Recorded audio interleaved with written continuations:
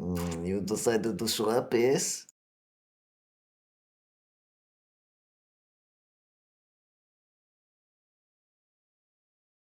No, they probably forgot something.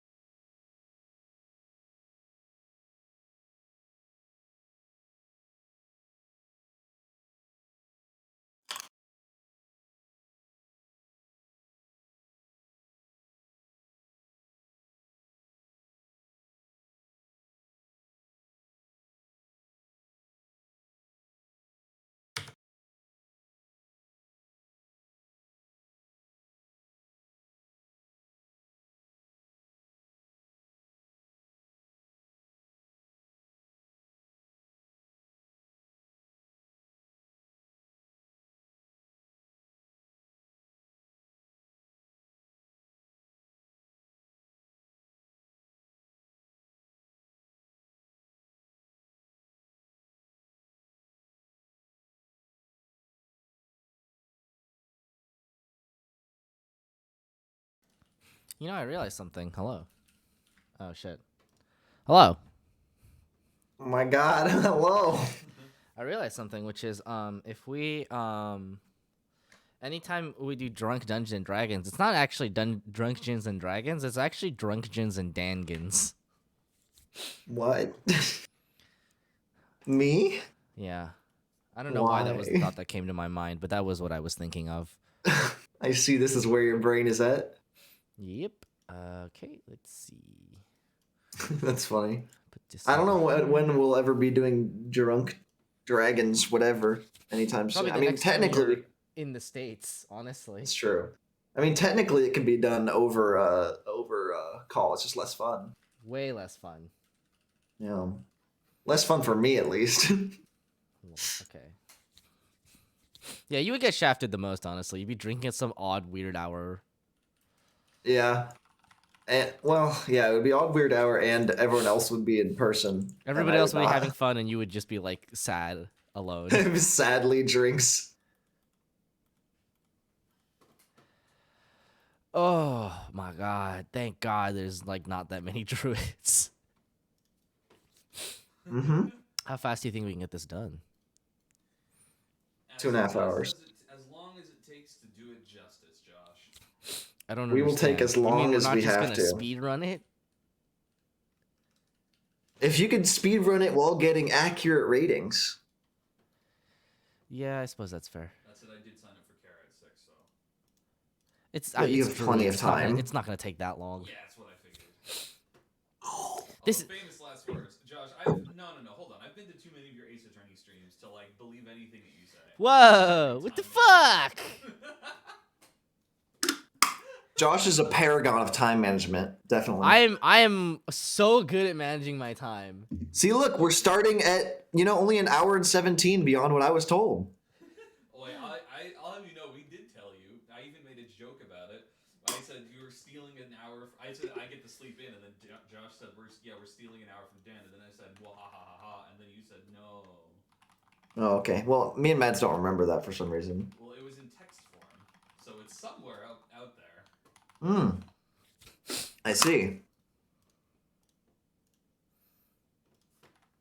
Well then, fair enough, if it exists. Anyway, yeah. So obviously a little late this week. Obviously. I had to go to my parents and learn how to make food. I'm not gonna lie, I'm surprised I got it done as quickly as I did. I even got my car washed. Not at a car wash, but at my parents' place, which is nice because it was extremely dirty. That's cool. Yeah. This is me. Well, I guess we go? Question mark? Yes. Zug Zug. Give me like 10 seconds Okay.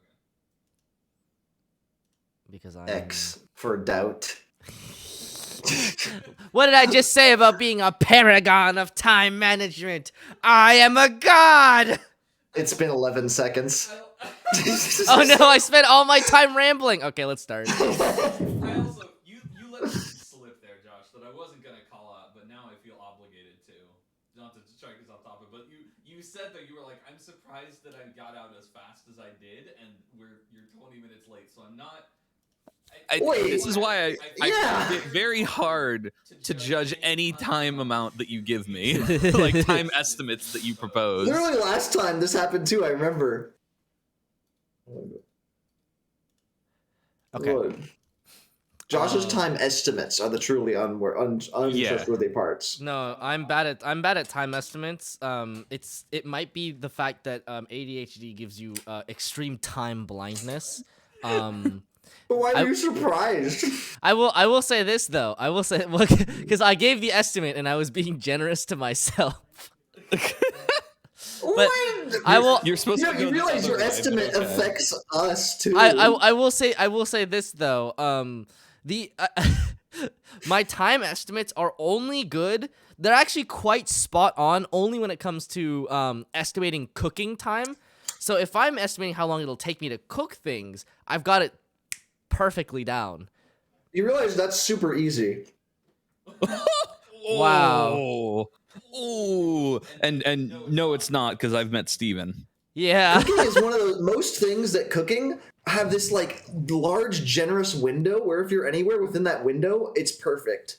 And like it's hard to fuck up and like burn things or undercook. No, more like food prep. Like we've had dinners at 11 p.m. Yeah. I see what you're Lasagna. saying. No, so you're no, saying estimating how long till food's ready? Exactly. How long it will take for me that's from a more realistic skill. from start to finish, like make dinner, right? Not just Okay, like okay. it will. Yeah, it's like not like my internal sense of like, okay, how long do I cook the chicken for? No, it's like I Yeah. mean like from start to finish, like the concept of dinner. When will I be done? I'm pretty Yeah, good at sure, okay, estimating that- that. Yeah. Okay, that's a reasonable skill. Anything other than that, though, I'm complete garbage. It's like, let's see, how long will it take for me to get ready in the morning? I don't know, like 5 minutes. Me, 5 minutes before I have to go to work. Oh, fuck. Lol. So Okay. Dreams Druid, should we start? Yeah, let's fucking start with Dreams Druid. Okay. All right, let's see. Balm of the Summer Court. At second level, you become imbued with the Jesus. blessings of the Summer Court. You are a font of energy that offers respite from injuries. You have a pool of fey energy represented by a number of d6s equal to your druid level. As a bonus action, you can choose an ally you can see within 120 feet of you and spend a number of those dice equal to half your druid level or less. Roll the spent dice and add them together. The target regains a number of hit points equal to the total. The target also gains 1 temporary hit point per die spent. You regain the expended dice when you finish a long rest. Ignoring Alright. that, hold on. Before we continue, let's see. Is that immediately outside of that cooking window is undercooked, although it only needed one more moment. On the other side, immediately irreparably ruined. Yeah. So all Fey pools are full of cubes. It's true. Listen, if you're a hardy young person, you can eat a little raw chicken as a treat. At 6th level, home can be at 6th level, home can be wherever you are. During a short or long rest, you can invoke the shadowy power of the glowing court to help guard your respite. At the start of the rest, you touch a point in space and an invisible 30-foot radius sphere of magic appears, centered on that point. Total cover blocks the sphere. While within the sphere, you and your allies gain a +5 bonus to dexterity, stealth, and wisdom perception checks, and any light from open flames in the sphere, a campfire, torches, or the like, isn't visible outside it. The sphere vanishes at the end of the rest or when you leave the sphere. At 10th level, you can use the hidden magical pathways that some Fae use to traverse space in a blink of an eye. in the blink of an eye. As a bonus action on your turn, you can teleport up to 60 feet to an unoccupied space you can see. Alternatively, you can use your action to teleport one willing creature you touch up to 30 feet to an unoccupied space you can see. You can use this feature a number of times equal to your wisdom modifier, minimum once, and you regain all expended uses of it when you finish a long rest. And 14th level, the magic of the Feywild grants you the ability to travel mentally or physically through dreamlands. When you finish a short rest, you can cast one of the following spells. Without expending a spell slot or acquiring material components. Dream, with you as the messenger, Scrying, or Teleportation Circle. This use of Teleportation Circle is special. Rather than opening a portal to a permanent Teleportation Circle, it opens a portal to the last location where you finished a long rest on your current plane of existence. If you haven't taken a long rest on your current plane, the spell fails but isn't wasted. Once you use this feature, you can't use it again until you finish a long rest. Okay. That's pretty cool. Wow. This one is cool. I think, yeah, that it helps a lot that their second level feature is probably their best feature for a while, because it's pretty good. That's like a whole bunch of free healing words whenever you feel like it. Dice equal to your druid level. And you can still what type of spend your die? action casting a spell. D6. D6s. So think of it this way: a fifth level.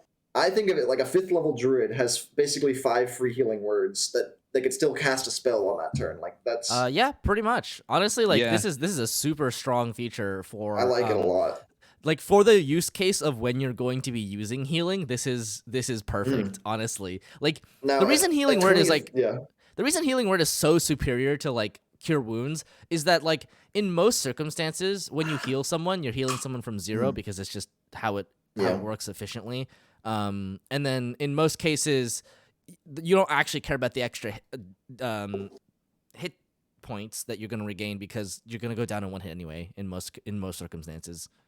So this, I agree. You're right. It's basically free healing words, and you get like some temporary hit points. So it is like honestly like and 120 feet. That's like what 3.5 on average, and then like 120 feet. And then So basically 4.5. Is it in sub mode? Is it? No. Monica said she can't chat. What? I get fucked. This room is not in subscribers only mode. Is it in follow only mode? Why don't you try following, Monica? No, it says Huh. It is Try subscribers refreshing? only. What? Paying me to be. Hey. Oh no! They're trying to invade. Mads fixed it for us apparently, or attempted. Well, to no, fix Mads it just for us, toggled it to see if it would work. which might work. Enable, disable. All right, try now. Oh, there you are. Oh. Congratulations. Welcome. Now you can shit talk us in Twitch chat too. Yep. I will say this is definitely like better. These are better than healing words because you could still use your action to cast spells, and You're druids already want to use their following. action. Wow. All right, let's see. Druids Where's the want to timeout use their button? Timeout for action. 600 seconds. I'm kidding. Okay. Druids want to be using their action to cast spells. Yeah, and they all the don't, time. and they really don't do that much with their bonus action unless they're like fucking No. moon druids, and you're obviously not in this case. Yeah, Yeah. and like Moonders don't even do that much with their bonus actions after they transform the first turn, right? Yeah, true. Yeah. You know what? Oh, Fair enough. wow. Thanks for the subscription. Wow, nice. I will say this is pretty weak if you look at it in terms of just healing. In terms of raw total healing, numbers. it's not that good. Like I mean, at 20th level, the best case scenario is you're going to be healing. You're spending half your dice to heal 35. I will. Get 10 So HP, I which is will kinda say this cool. though. Consider the fact that because you also get 1 temporary hit point per die spent, like it is a little better. It's not like exactly correct. Like it doesn't match 1-to-1 with like, because like healing word on average, like +5 bonus is probably gonna be like 7.5 healing, and this is gonna be like 4.5, 4.5. right? So it's not like it's in terms of raw healing, it's like not that good. Although you can like dump a lot of dice at once if you want to, but I don't think that you should be doing that. What I'm saying is that its dump is not that strong. It is very free to do because it's a bonus action, doesn't cost a spell or not. It's not full action, but its total healing power is not that high. Like let's say you're 8th level, your dump is 4d6, and that's 14 health and 4 temporary HP. That's not a very powerful dump. But it is a bonus action. Incredible heal. Does it have to be a number of dice equal to half your druid level or less? Okay. Or less. That's the maximum That's the amount. maximum you can Yeah. give. So most of the time, you're just gonna be throwing one. yeah, Mhm. right. You're using this to juggle your allies alive, and also get in 10 that hit points. circumstance, it's really really good because it's like it's funny because at second level you basically get free healing words, and then at 10th level you get free misty steps. Yeah, first level spells, then second level spells. I really like the 10th level ability. I do think the temporary HP is a little bit clunky. I wish it would just heal better. Like so people. I have wish to it would fucking just use be your a number three. of temporary hit points equal to the number of HP regained. Do you know what I mean? Like I feel like you that. want to double it. That would make it. No, that's more than doubling it. That's making it way stronger. I mean, yeah, it would be way stronger, but because it's temporary HP, it doesn't stack. Oh yeah. Okay, I literally just make this a D8 of healing instead of a D6 and remove the temporary HP. I think that's what, and then you just don't have to deal with awful I guess that's temporary true. HP mechanics. I guess that's fair. And remembering and having to write down your temp HP and it's like clunky. But it doesn't matter. Mechanically, it's very strong. The 6th level feature is basically a house. What is it called? The Lehman's Tiny Hut. The Lehman's Tiny Hut. This is basically a That tiny hut. was exactly what I was thinking. Where basically everything you get in this subclass is just being able to cast specific versions of spells for free. I like the flavor of Hearth of Moonlight and Shadow, and I think in certain circumstances it gives you some amount of like depending on the game you're in. I think it would give you some amount of like sense of security, which is nice, but also like Lima's Tiny Hut is a ritual. And your wizard can just cast it for free. Okay, but not every class has it or wants to have or wants to take that spell. Well, I know, So but I'm saying that in Yeah. those cases, this is good, right? Yeah, and the other factor is that like if you don't have Lehman's Tiny Hut, you will just do without it. Like it's nice to have, you're happy to have it, but I don't view it as like the most essential spell. It's not an essential spell at all. You can just say Steven hates This- this spell. Steven hates this is all pretty normal wizard spells. Like I'm not saying this is bad, but it's not stellar to my mind, but I would always take it. It's by far it's not a dead feature. In fact, it's technically bigger than Lehman's Tiny Hut. 30 radius is huge. For how bad it is, like it's not a very useful feature. I like it a lot. It's cozy. Yeah, it feels good. It feels good to just be It's safe in the thematically middle of the nice. night. You don't have to set fucking watches. You can just like passively stealth your way through any night. Like honestly, I feel like the thing is that we don't really play with like night encounters a lot because in general, we don't really play the way D&D the way that D&D is written to be played, which is to say, it's just kind of meant to be like a resource grind until you just like don't have resources and then a big bad comes and just eats you for breakfast, right? But in those kinds of games, this could be useful, right? Like setting watch is annoying as fuck. It is, but it's totally doable. I don't think that makes this an essential thing. And I so wouldn't as a say it's result- essential, but I would say it's a Yeah. nice bonus. But it's nice, yeah, and it's okay. I agree. The 10th level feature is actually very strong, though. I love. the 10th level is feature. super good. I So- highly agree. Like it's Misty Step. Misty Step actually is better than Misty Step because It it's is better 60 than Misty feet. Step. Sort of. Because Misty it goes farther than Misty Step, but the big drawback with Misty Step, as I'm sure you alluded to, is the fact that Misty Step is a spell, and therefore you can't cast another spell on your turn, even though you have a full action. Yep. This completely solves that. It's way better as a result. It's also Yeah. flexible. I mean, obviously, Normally, normally 5 uses. normally you would want to Yeah. normally you would want to be using your action to cast a spell or something, but like being able to reposition your allies is not like it's good to have in your back pocket for sure, right? True. There are circumstances in which it would be useful to teleport someone away, even if it And you uses can use your action. bonus action to use your bomb if you do that. Or you can use your bonus action to teleport. Yeah. I like it a lot. Yeah, this is pretty good. This feels like very much like what a druid is kind of like meant to be, where it's supposed to be like helping people. Like this feels like an actual support class. You know what I mean? Mm-hmm. Mm-hmm.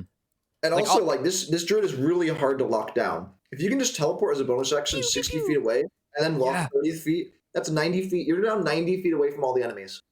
You know what's funny is I thought it was really clunky that it's action to teleport and bonus action to or others and bonus action to teleport you, but like that makes it you could do both on one turn. Correct. Yes. Oh, Yeah, that's actually you could sick. teleport to someone and then teleport away.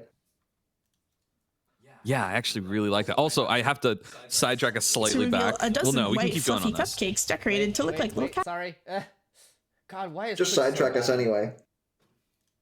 So the sidetrack is that Hearth of Moonlight and Shadow. I did just realize that it's worse than Tiny Hut, and the reason is that Tiny Hut is like a barrier force that things can't enter. This Yep. is just makes it so Visual. that light can't leave. They can still see you. It's just that they don't see light.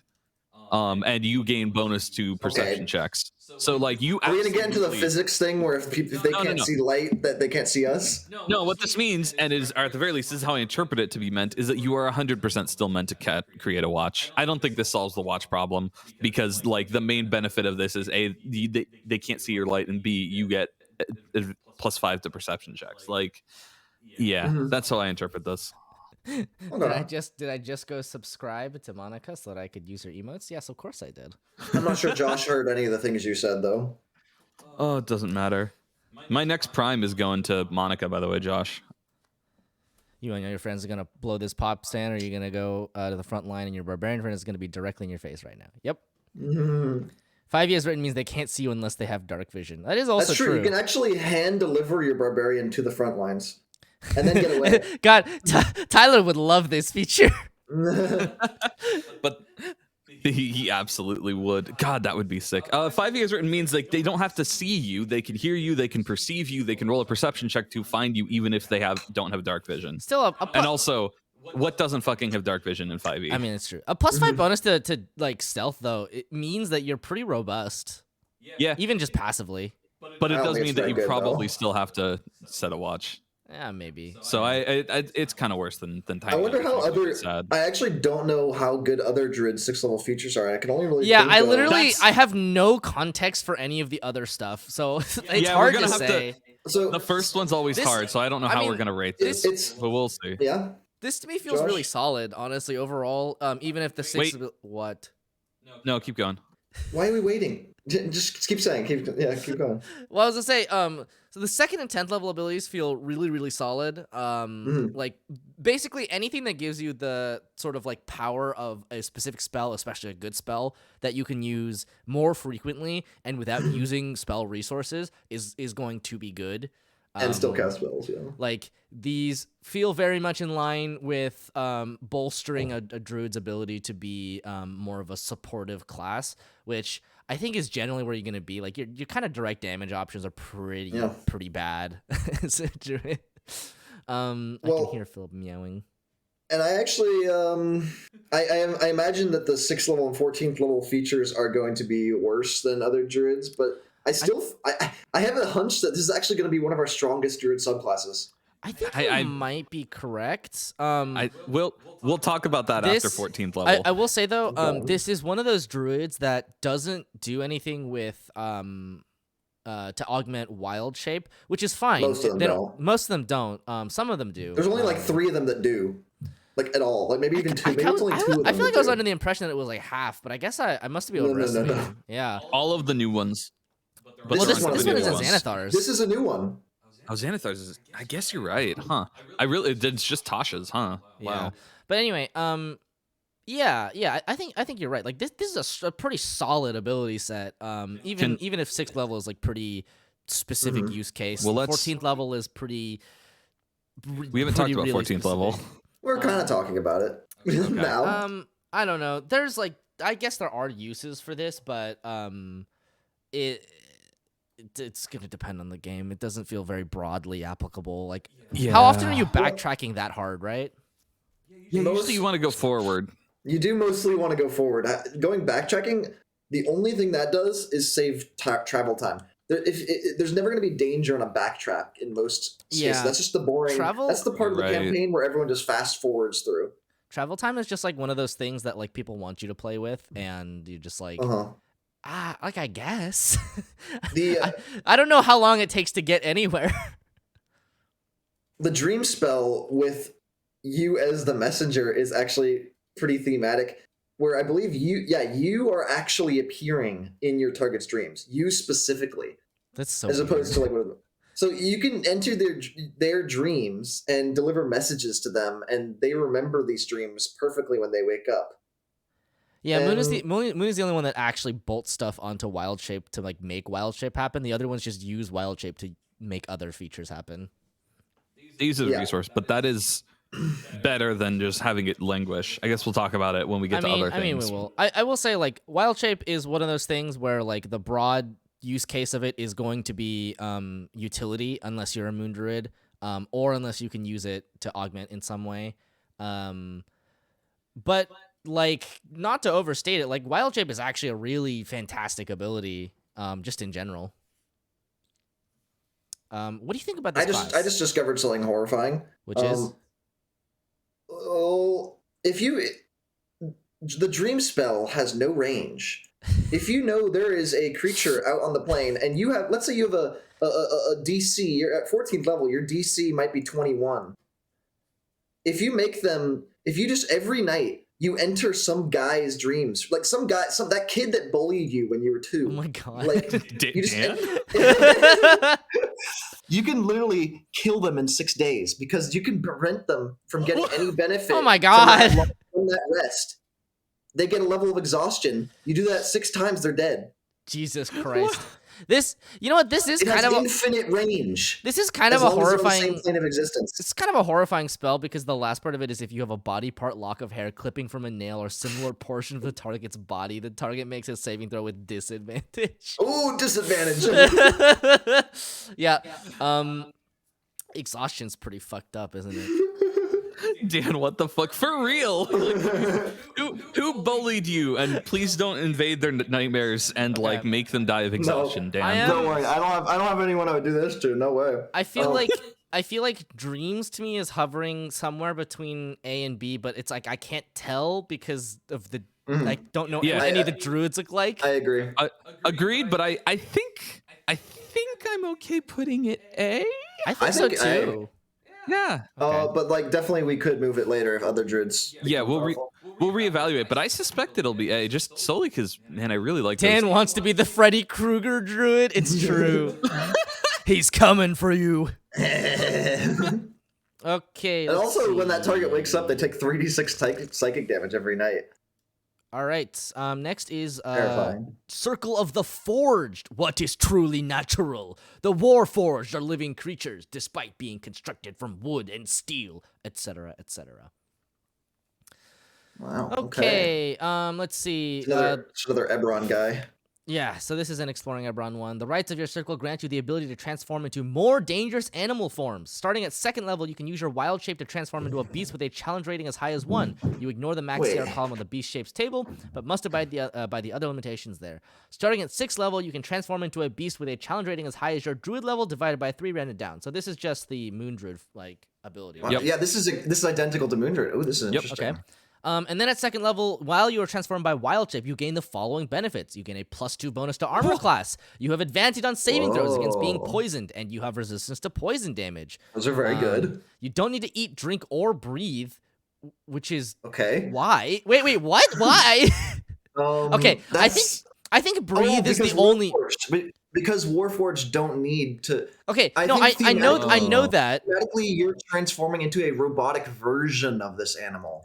So I know that, but like, this is the Look, only your part that body is actually made really from the matters same about it. materials as a Warforged. Your muscles are root-like tendrils protected by armored plates. It is obvious to an observer that you are not a normal animal. So, let's see.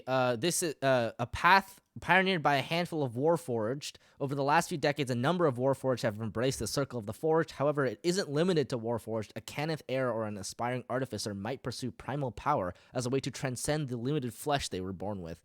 Moon is not strong enough. They make mecha beasts with moon shape. Yeah, exactly, right? Yeah, for real. You are also immune to disease. You don't need to sleep, and magic can't put you to sleep. How long can you be in wild shape again? I know it like ramps up when you get. It's like half your druid level in hours, if I recall. Pretty okay. far. So basically, at higher levels, those lower effects might become relevant. yeah, right. Okay. So Elemental But like Fury. really, that's for the 2 AC and the poison Yeah, resistance. right. So, yeah. Starting at 6th level, you gain the ability to imbue your attacks with elemental damage, charging your claws with electricity or unleashing flame from your fangs. When you use Wild Shape, choose one of the following damage types: acid, cold, fire, or lightning. While in your beast form, the first time you hit a creature with a melee attack on your turn, you can expend one spell slot to deal extra damage of that type to the target. In addition to the normal damage of the attack, the extra damage is 1d6 per level of the spell slot expended to a maximum of 5d6. So it's like weaker Divine Smite. And when you use this ability on a creature, your attack has an additional effect determined by the damage type you selected when you use Wild Shape. If the creature is affected by this ability again in subsequent rounds, the effects do not stack, and the new duration replaces the old. Okay, so they have extra effects in addition to the damage. Okay. So, Acid, the target must make a con save against your spell save DC. On a failed save, its AC is reduced for 1 minute by an amount equal to half your wisdom modifier. At the start of each of its turns for the next minute, the target can make another con save. On a successful save, the effect ends. Neat. Cold. At the start of each of its turns for 1 minute, the target must make a con save against your Druid spell save DC. On a failed save, their movement speed is reduced to 0, and they have disadvantage on a strength Whoa. and dexterity checks. On a successful save, the effect ends. Fire. At the start of each of its turns for 1 minute, the target must make a Constitution saving throw against your Druid spell save DC. On a failed save, it takes fire damage equal to your Wisdom modifier. On a successful save, the fire goes out. If the target or a creature within 5 feet of it uses an action to put out the flames, or if some other effect douses the flames. Hey, how's it going, Miles? Thanks for the raid. Welcome to Holy. this. Welcome to this. Hey, Wow. Libby. Hey, We're talking about druids. It's Oh fascinating. my, that's a lot of people. So on a failed save, it takes fire damage equal to your wisdom modifier. On a successful save, I'm guessing this means it takes it every turn because it's on fire. Probably. Puts them on fire, I guess. If you're on fire, it makes sense that you continually take damage, right? Not just you. Well, because you have to take an action to put it out, which is Yeah, in yeah, line yeah. with most other on fire. No, I effects. like the idea that you're just on fire, but it doesn't do It anything. doesn't do anything. besides- You're just like, no, it's warm. Oh no, I'm on fire. Okay. God, I hate those fire lingering damage effects though. Okay. Wait, what does the lightning do? Sorry. At the start of each of its turns for 1 minute, the target must make a Constitution saving throw against your Druid spell save DC. On a failed save, it loses its reaction until the start of the next turn, and the first attack it makes on its turn is made at disadvantage. On a successful save, the effect ends. Okay. That's kind of like lightning. Shocking grasp. Shocking Shocking grasp. Kind of. Doesn't But also Shocking Grasp only do that if they're wearing metal armor or something, or do Yeah. you have advantage? Is that how it works? I don't know. I Yeah, think it was something like advantage. that. I I think don't know. you always lose your reaction if I recall, Wait, but I it doesn't noticed- give disadvantage on the next Okay, attacks. notice that if you compare this to Moon Druid, which we pretty much have to because this is an I alternate know. Moon Druid, this does not give you the specific thing Moon Druid gets at 6th level, where your magic The your attacks magic count as magical. attacks, yeah. Oh Your attacks in this form are not magical for the purpose of overcoming resistance and immunity. That being said, which is it's yeah, kind of which a is trade-off, less right? of a bit less of a big deal than you'd think, but it could be painful at times. Oh, it's definitely going to be painful at It least is a once, little I think, in a painful. campaign. Yeah, that's But then rough. at that point, literally, you just oh no, and then you start casting druid spells because you're also a druid. Well, yeah. Should we go to the last two and then Yeah, talk the about last it two as a whole? Yeah, features. Okay. Let's see. Adamantine Hide. Starting at 10th level, while you are transformed by Wild Shape, you gain resistance to bludgeoning, piercing, and slashing damage from non-magical attacks. In addition, you gain the ability to use Wild Shape as a reaction when you take damage, and the damage from that attack is applied to the hit points of your beast form. Oh, that's very good. Pretty cool. And then starting at 14th level, while you are transformed by Wild Shape, you can't be charmed, frightened, paralyzed, petrified, or poisoned. In addition, you are now immune to poison damage. Okay. Wow. Okay. Just So getting this- straight up resistance to all like physical damage types is pretty nuts to get at 10th level. 10th level is a pretty low level to get that. Yeah, 10th level is a great level to get that. It's funny because that you basically like this is the one like druid that like can really tank. Yeah, and this actually patches up one of the downsides with this class is Moon Druid can transform as a bonus action and then Yep. still do things. This class must use their full action to transform. So it's a little clunky at the start of combat unless you've already pre-transformed. Oh, I guess that's true. Yeah, they don't have the bonus action transformation. Well, they lose the bonus action transformation and the expending spell slots to heal, and in return they get Skin of Steel, which is 2 AC, and poison resistance and some other stuff. Yeah, this is really hard to judge. Oh no. I think this is really similar to Moon Druid up until 6th level, and then it gets at 6th level and 10th level are get to be kind of wonky. I think it's hard to judge those too. Yeah, God, it's hard to judge though, because like, what is like at 10th level, what's the strongest thing you can turn into? Is it a polar bear? Fire elemental. 10th level you can do CR9. No, you can't, Dan. Only Moon Druids Druids can get turn fire into I thought we were elementals. talking about Moon Druid right now. No, I'm talking about the Forge. I don't say it like that. I know what the fuck Moon Druids do. So the strongest CR3, one of the things I remember was Giant Scorpion, because I remember doing that level 9 very briefly. Off the top of my head, that's all I got.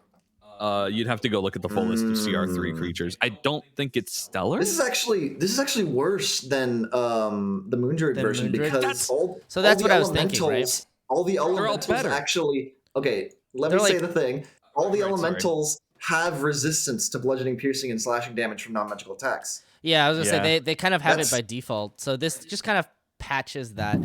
You know what? You do get access to far worse things.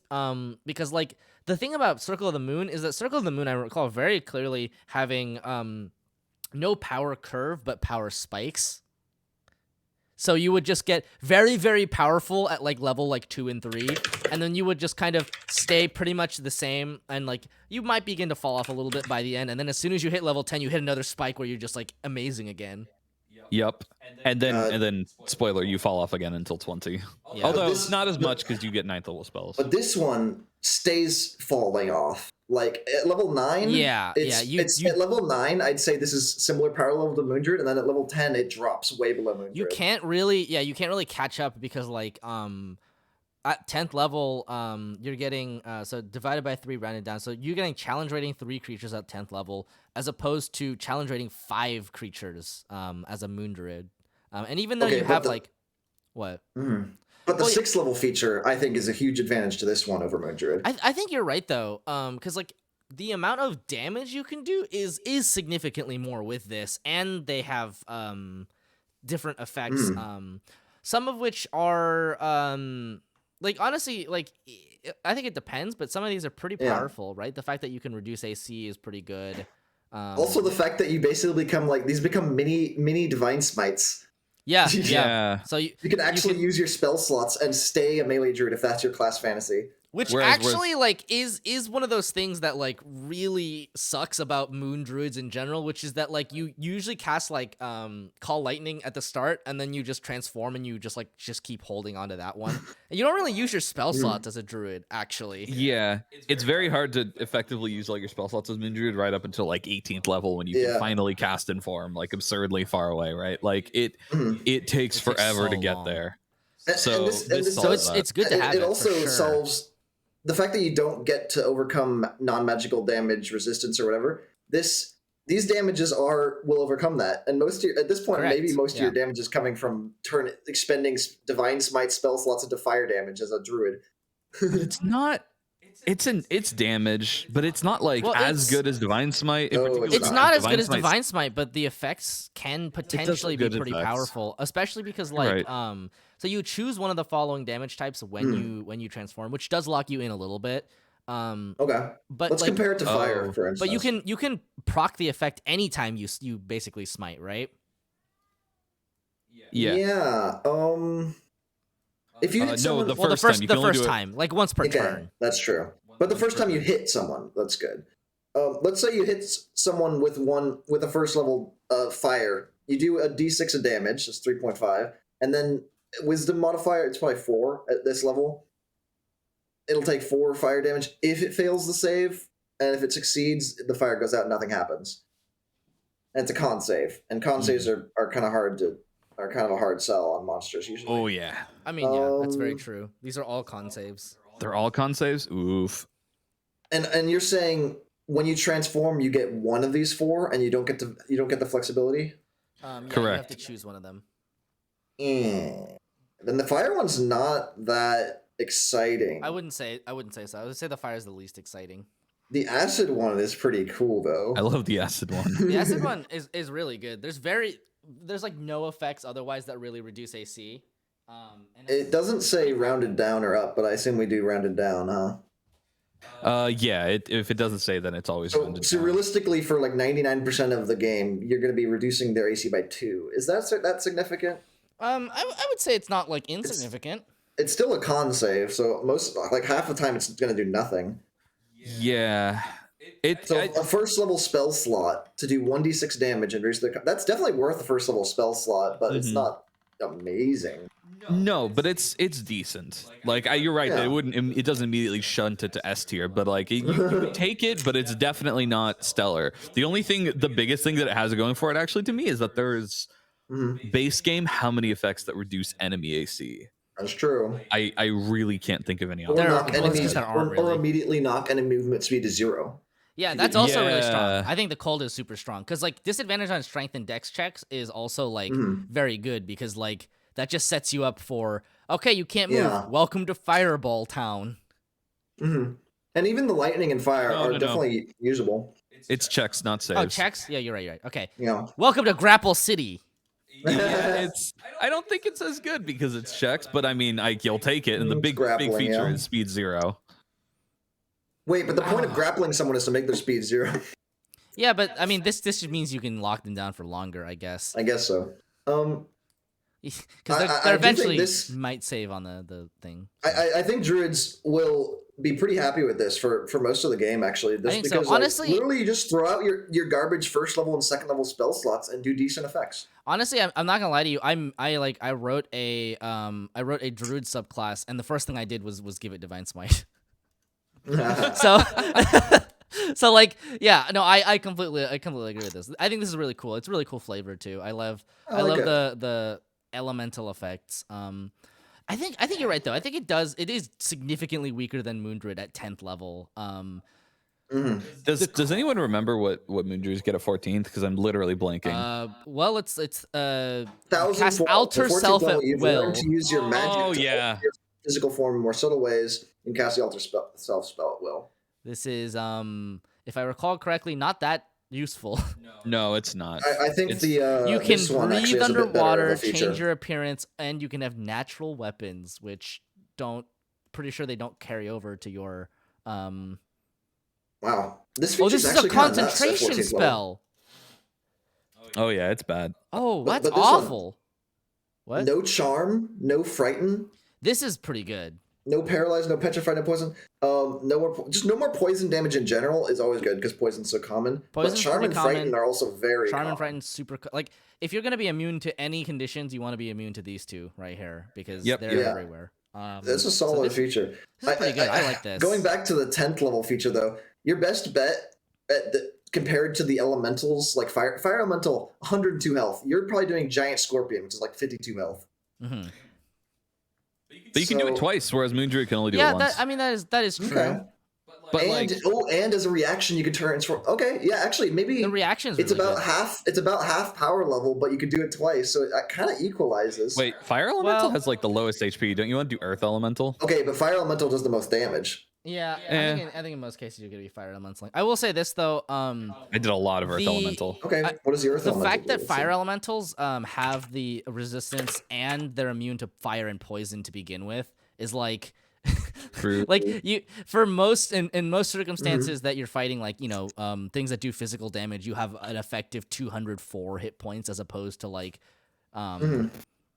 like I mean yeah, like scorpions like 52, you can use it twice. You have resistance to, so actually the amount of HP you get is about the same, I think.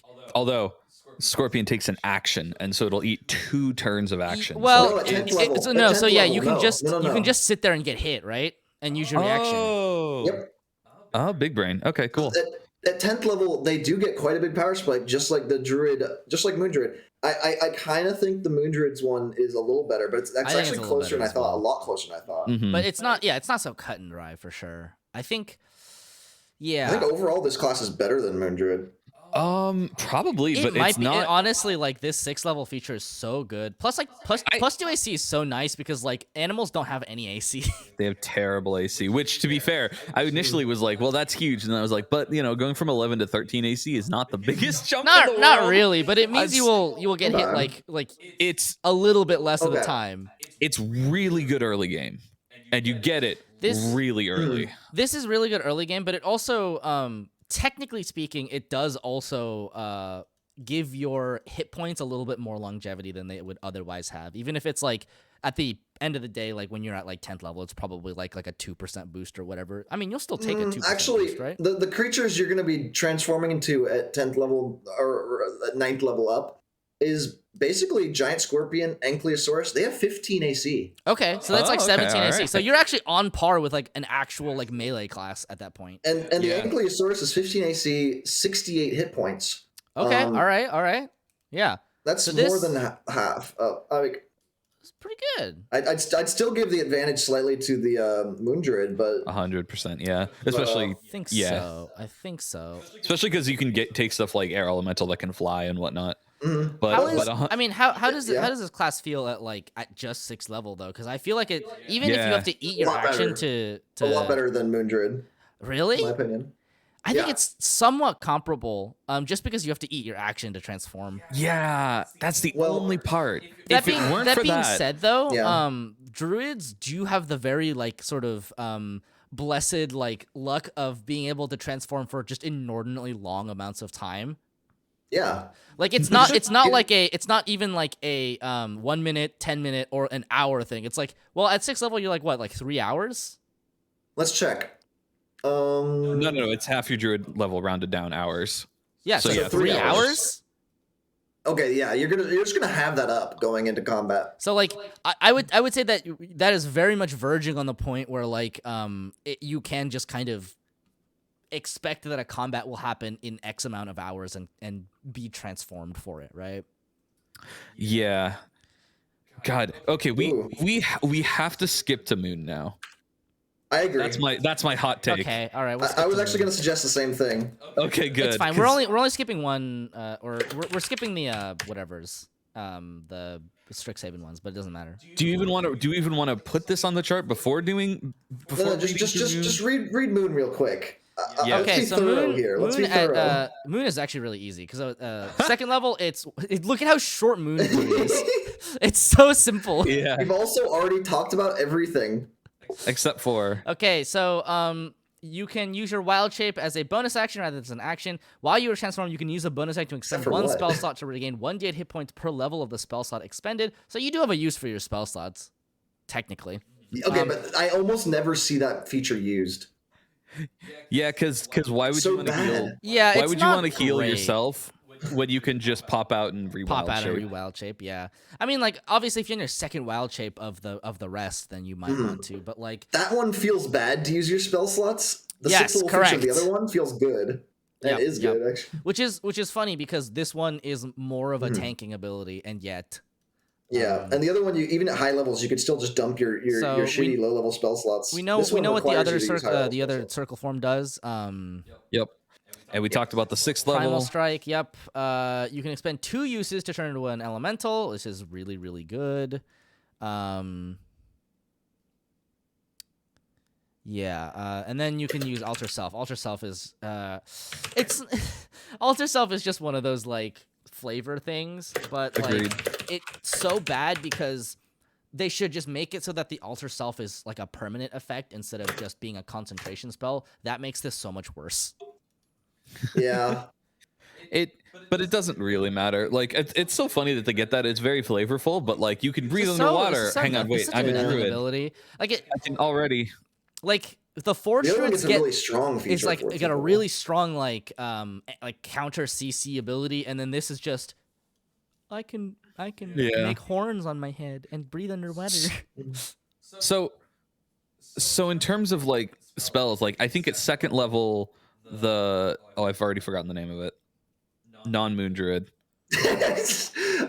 Forge, Circle of the Forge. Thank you. So like Forge beats Moon Druid sort of, with the one exception being that action, which hurts, but like there are workarounds. 6th level, I think we agree that the Forged is slightly better. 10th level is when Moon might edge them out, and then 14th level is sort of debatable. See, but like, it's since we wait the early, it's interesting because I don't even know if I necessarily agree with that. I don't think they edge them out. I think it might, like, the thing is that taken in isolation, I think the 10th level feature of the Moon Druid is stronger than the 10th level feature of the Forged Druid. But the whole feature set at level 10, I think, gives the edge to Forged. Yeah, it does. It could be. I use the word edge very deliberately there on the basis that if they do, it's close. Hello, Red Sage. Thank you for the raid. But and then 14th, obviously, we agreed was better. So like, and in my opinion, I think at 10th level, the Forge is stronger, and then 14th level jumps it to be quite a bit stronger. So the only thing that we haven't talked about is, I hesitate to say it, the viability of melee druids. The viability. Okay. But here's the thing: is that the viability of melee druids is like kind of a weird thing, but at the same time, it's not like clerics or bards where they're expecting you to use weapons. Like, this gives you an entire class feature set to engage in combat in a way that isn't, like, useless, right? Like, obviously, Polymorph is really good because it gives you a shit ton of free hit points, and it gives you a pretty good stat block to play with, especially at the level that you get it. I would say that Wild Shape is a slightly weaker version of that, but obviously you don't need to maintain concentration, but it's like free hit points, and you get a stat block of a creature that, maybe slightly worse in isolation against the things that you're fighting, but like, it is free stats that you're getting in addition to the rest of your party being there, right? So I meant, yes, agreed, and it's good, and then I think the only thing worth mentioning is that it tapers off a little bit as you get increasingly powerful spells. Your desire to wild shape, having played one of these and having seen it in real time, your desire to wild shape wanes a little bit at higher levels. I think at 14 to about 18, it's like, you can start to run into the problem where whatever you're doing is like really falling off in favor of spells. But I would also say this, which is that, like, Druid spells aren't that good. Like, Firestorm is really good, but, like... I was actually going to make the same argument. but it's good on the merit of it, like, being, like, Circle of Death, where it covers such a massive area that it ends up being wrapping around to good. But, like, at the end of the day, right, it's like, what else are you really... cast it? Like, do druids get Cone of Cold? No. Like, the only sincerely, good what the filler- fuck? The only good No, filler druids get Cone of Cold. Really? Yeah. Oh, do they? Am I losing my mind? Yes, it's gone. Your mind is gone. I think it was gone long ago. You're right, Dan. At least the list I'm looking at is showing Cone of Cold on the list. Oh, I You bet can they try to get it in, verify. like, Tasha's or something. Oh. Maybe. Okay. I mean, Cone of Cold really shores up that spell list, I gotta say. It does. I would say the level where druids start to get spells that are like start to make melee druid obsolete is kind of like 7th level, where you get polymorph, but you don't really get much outside of that. And then at 5th level you get Cone of Cold. What?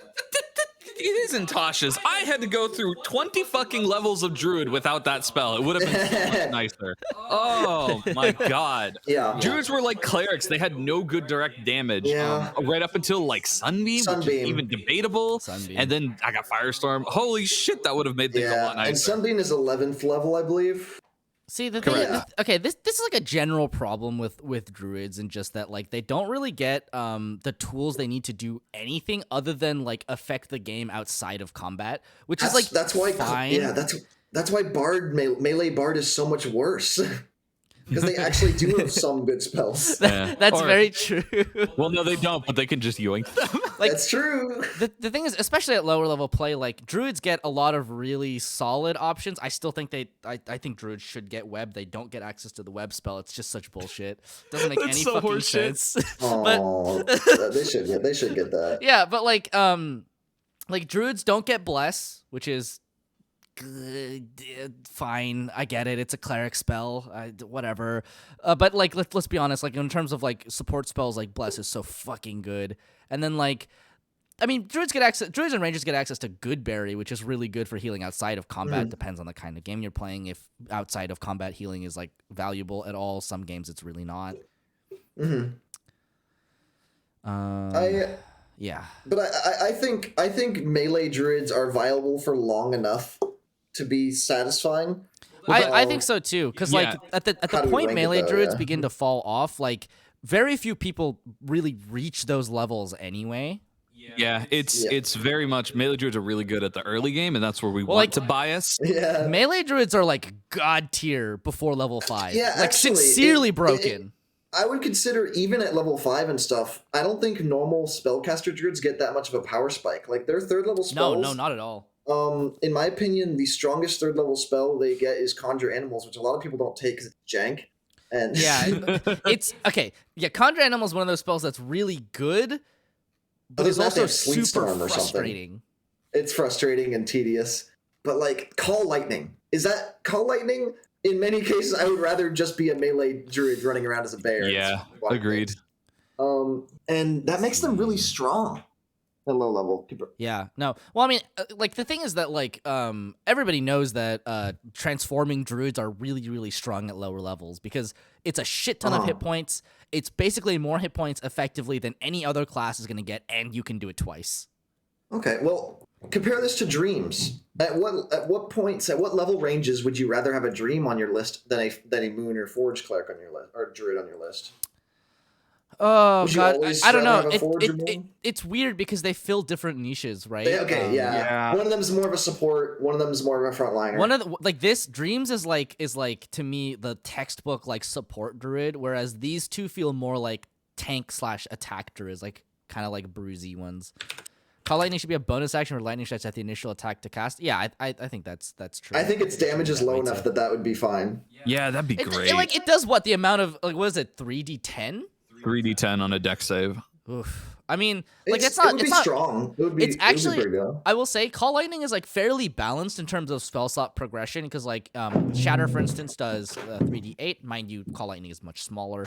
But Fireball is just purposely just overtuned to fuck. So also Call Lightning has to be done outdoors, basically. Yeah, that's true. They do have that very explicit limitation. The tiny range, so it's practically a single target spell. Correct. I recall basically every time we were in any indoor situation, first game we ran, literally for like 15 levels, it was just, hey, how high is the ceiling? Is it 150 feet high? And I'm like, no. Yes, no, it is. one time it was. That was a good day. That was. Oh my god. Yeah. I'll be right back. Call Lightning is just like, it feels bad. It feels like such a consolation prize. They're just like, here, have the world's worst lightning bolt.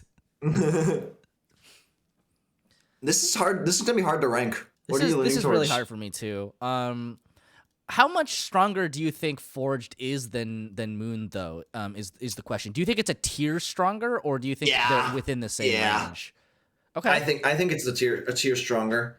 To be honest, in my opinion.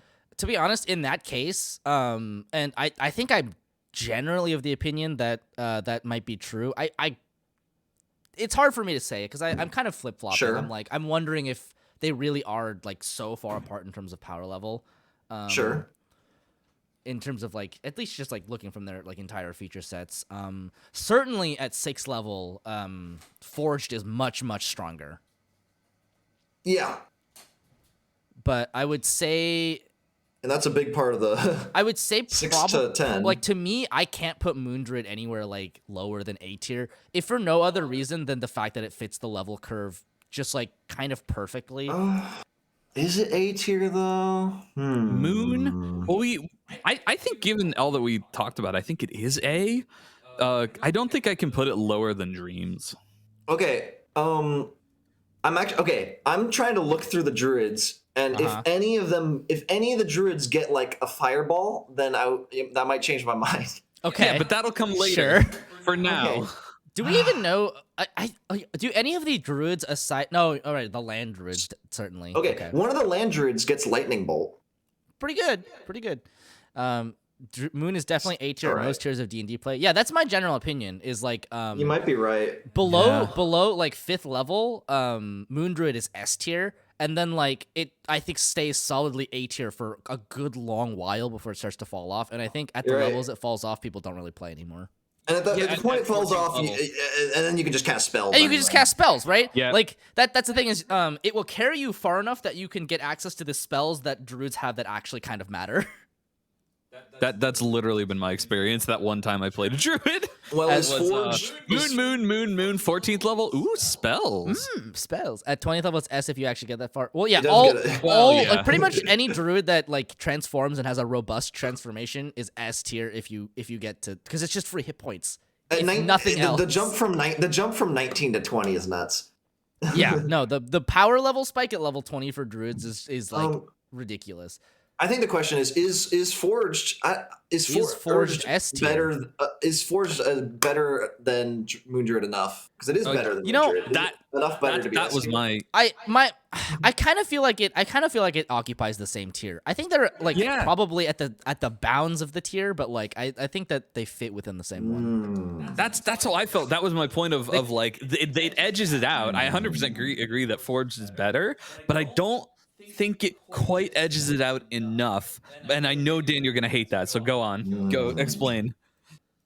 Okay, what animal are you using at 5th level anyway? As a Moon Druid? Bear. You're a bear. And what level you change that? Like 6th level or something? 6th level, it goes to like polar bear or something. Bear Okay. to big bear. Polar bear. What's the average damage of a polar bear in 5th edition? Jesus. And how much Okay, does that let's see. damage increase from the 6th level feature existing on the Forge Druid? I think that It's a very minor increase. It might. Okay, so polar Really? bears. The polar bear only makes 2 attacks. 2 and attacks. assuming it one with hits bite, both one with attacks. claws, let's see, 4.5. So 9. Yeah. So 9.5. So it's plus 21 12. damage per average. It's doing about 21.5 damage. Adding in like, let's say a 2nd level spell slot, that's another 7 damage. That's only like a 33% increase in damage per turn. That's significant, plus the extra effects. Does do that think make it that's- S tier? Also 2 AC, you just have a permanent Sacred Shield and So, I you're mean, resistant 14 to poison, which is the 14 most AC is common like- damage type. The thing is, going from 12 to 14 actually isn't like that nothing. It's not that worthless, right? Like 14 It's is pretty where good. Yeah. where like you're kind of averaging actually in terms of armor class. Like bards average around 14, clerics average around 14 unless they have heavy armor. Oh yeah. And No, I think- 12 to 14 is big. And I think this is a powerful. I think that is a powerful enough spite to get an S tier, and then you lose a bit from not having the flexibility of bonus action. So it might. And like, because if you get knocked out of polar bear form as a Moon Druid, you pop back in. If you get knocked out of polar bear form as a Forge Druid, if you're not 10th You level, lose your turn, yeah. you lose your turn, or you're stuck being a caster on the You're front right. lines.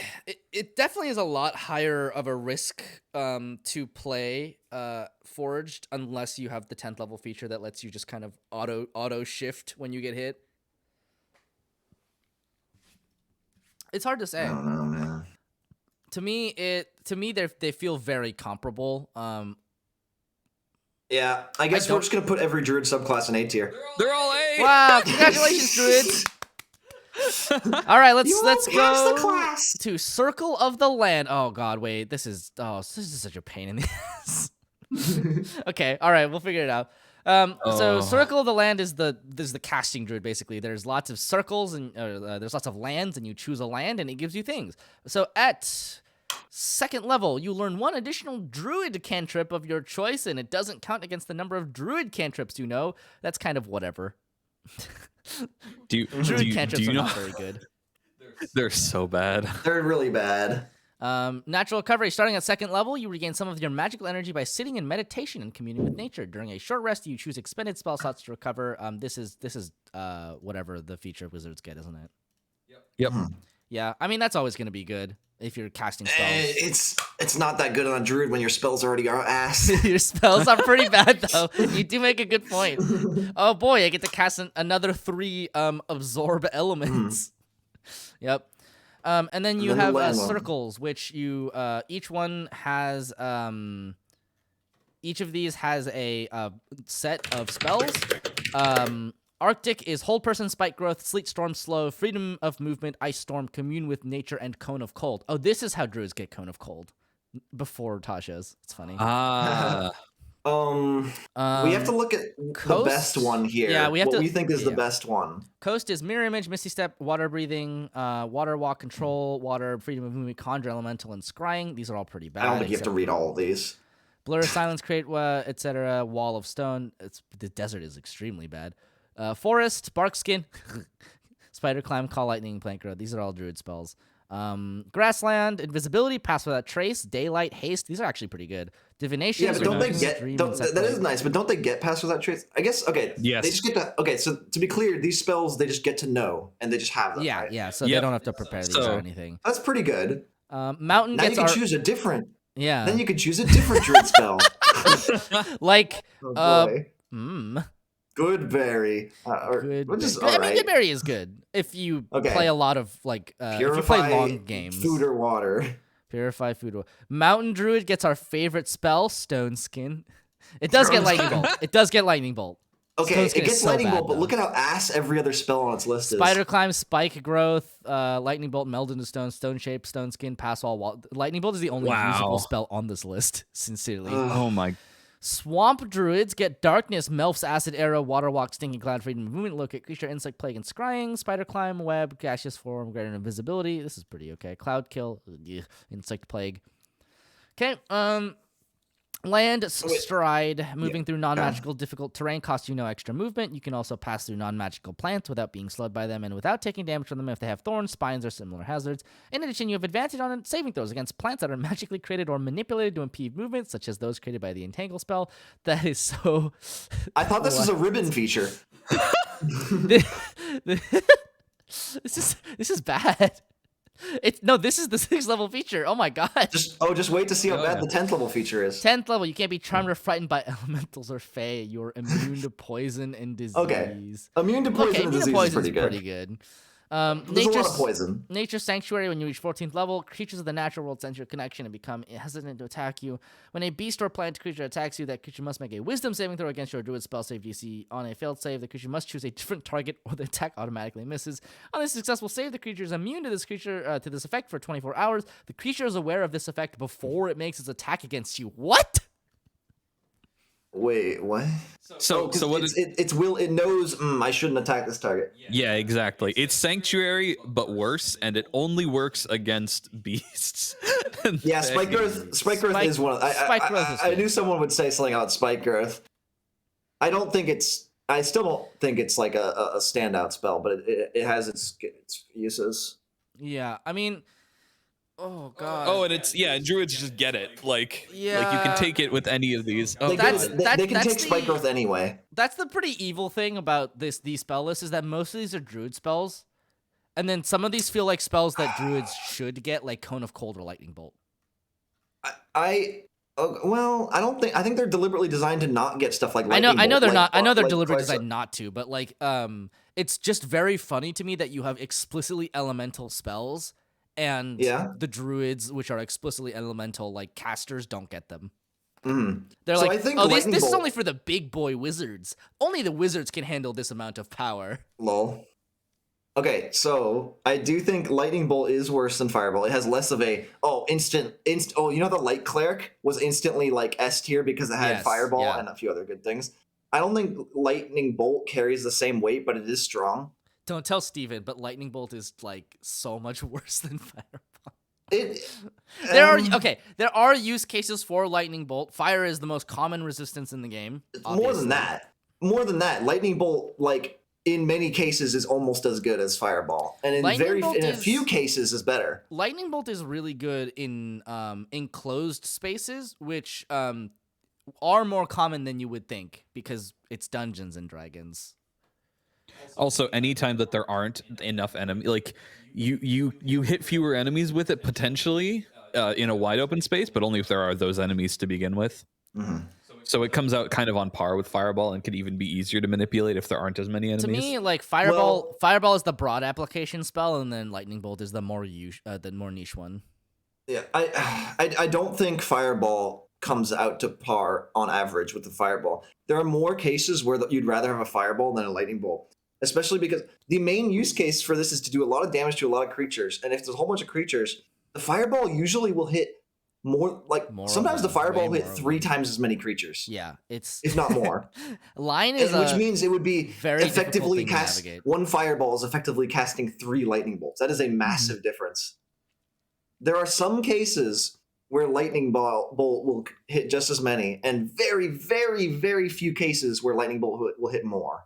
Correct. Agreed. It's just the more niche application. I mean, if you need the elemental hallway damage fight is one of those very few cases. Or you're in a hallway fight, yeah. And hallway fights are like an fairly extremely common. long hallway. Yeah, a Fireball covers 40 feet of that hallway.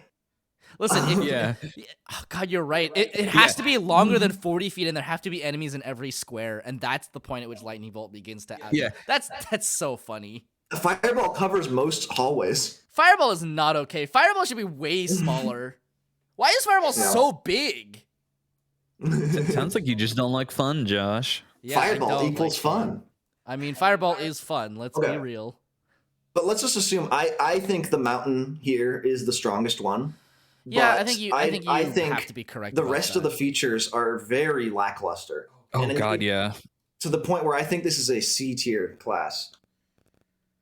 What do they get at 6? They get terrible. At 6 10 they get pretty much nothing. At 10th they get immunity to poison. Like this, Charmed or Frightened by Elementals or Fae is such a niche ability. In fact, it's so niche that you might not even remember that you have this. Like, I'm not gonna lie to you. I bet there are many a time when it's just like you're playing a game and then you're like, oh, you're charmed by a fae, and you're like, well, that sucks. And then like an hour later, you're like, wait, I wasn't charmed by that fae, and you're like, but we're not gonna roll back the game an hour. And the Nature Sanctuary one only applies when beasts or plants attack you. Yeah, and these are creatures at 14th level. You are not facing beasts and plants. You're not. And at that point, they're irrelevant anyway. And you're a backliner in most cases, which is why that one is even worse. And the 10th level feature is also a lot worse than we think because this is just worse Sanctuary. Poison affects frontliners usually.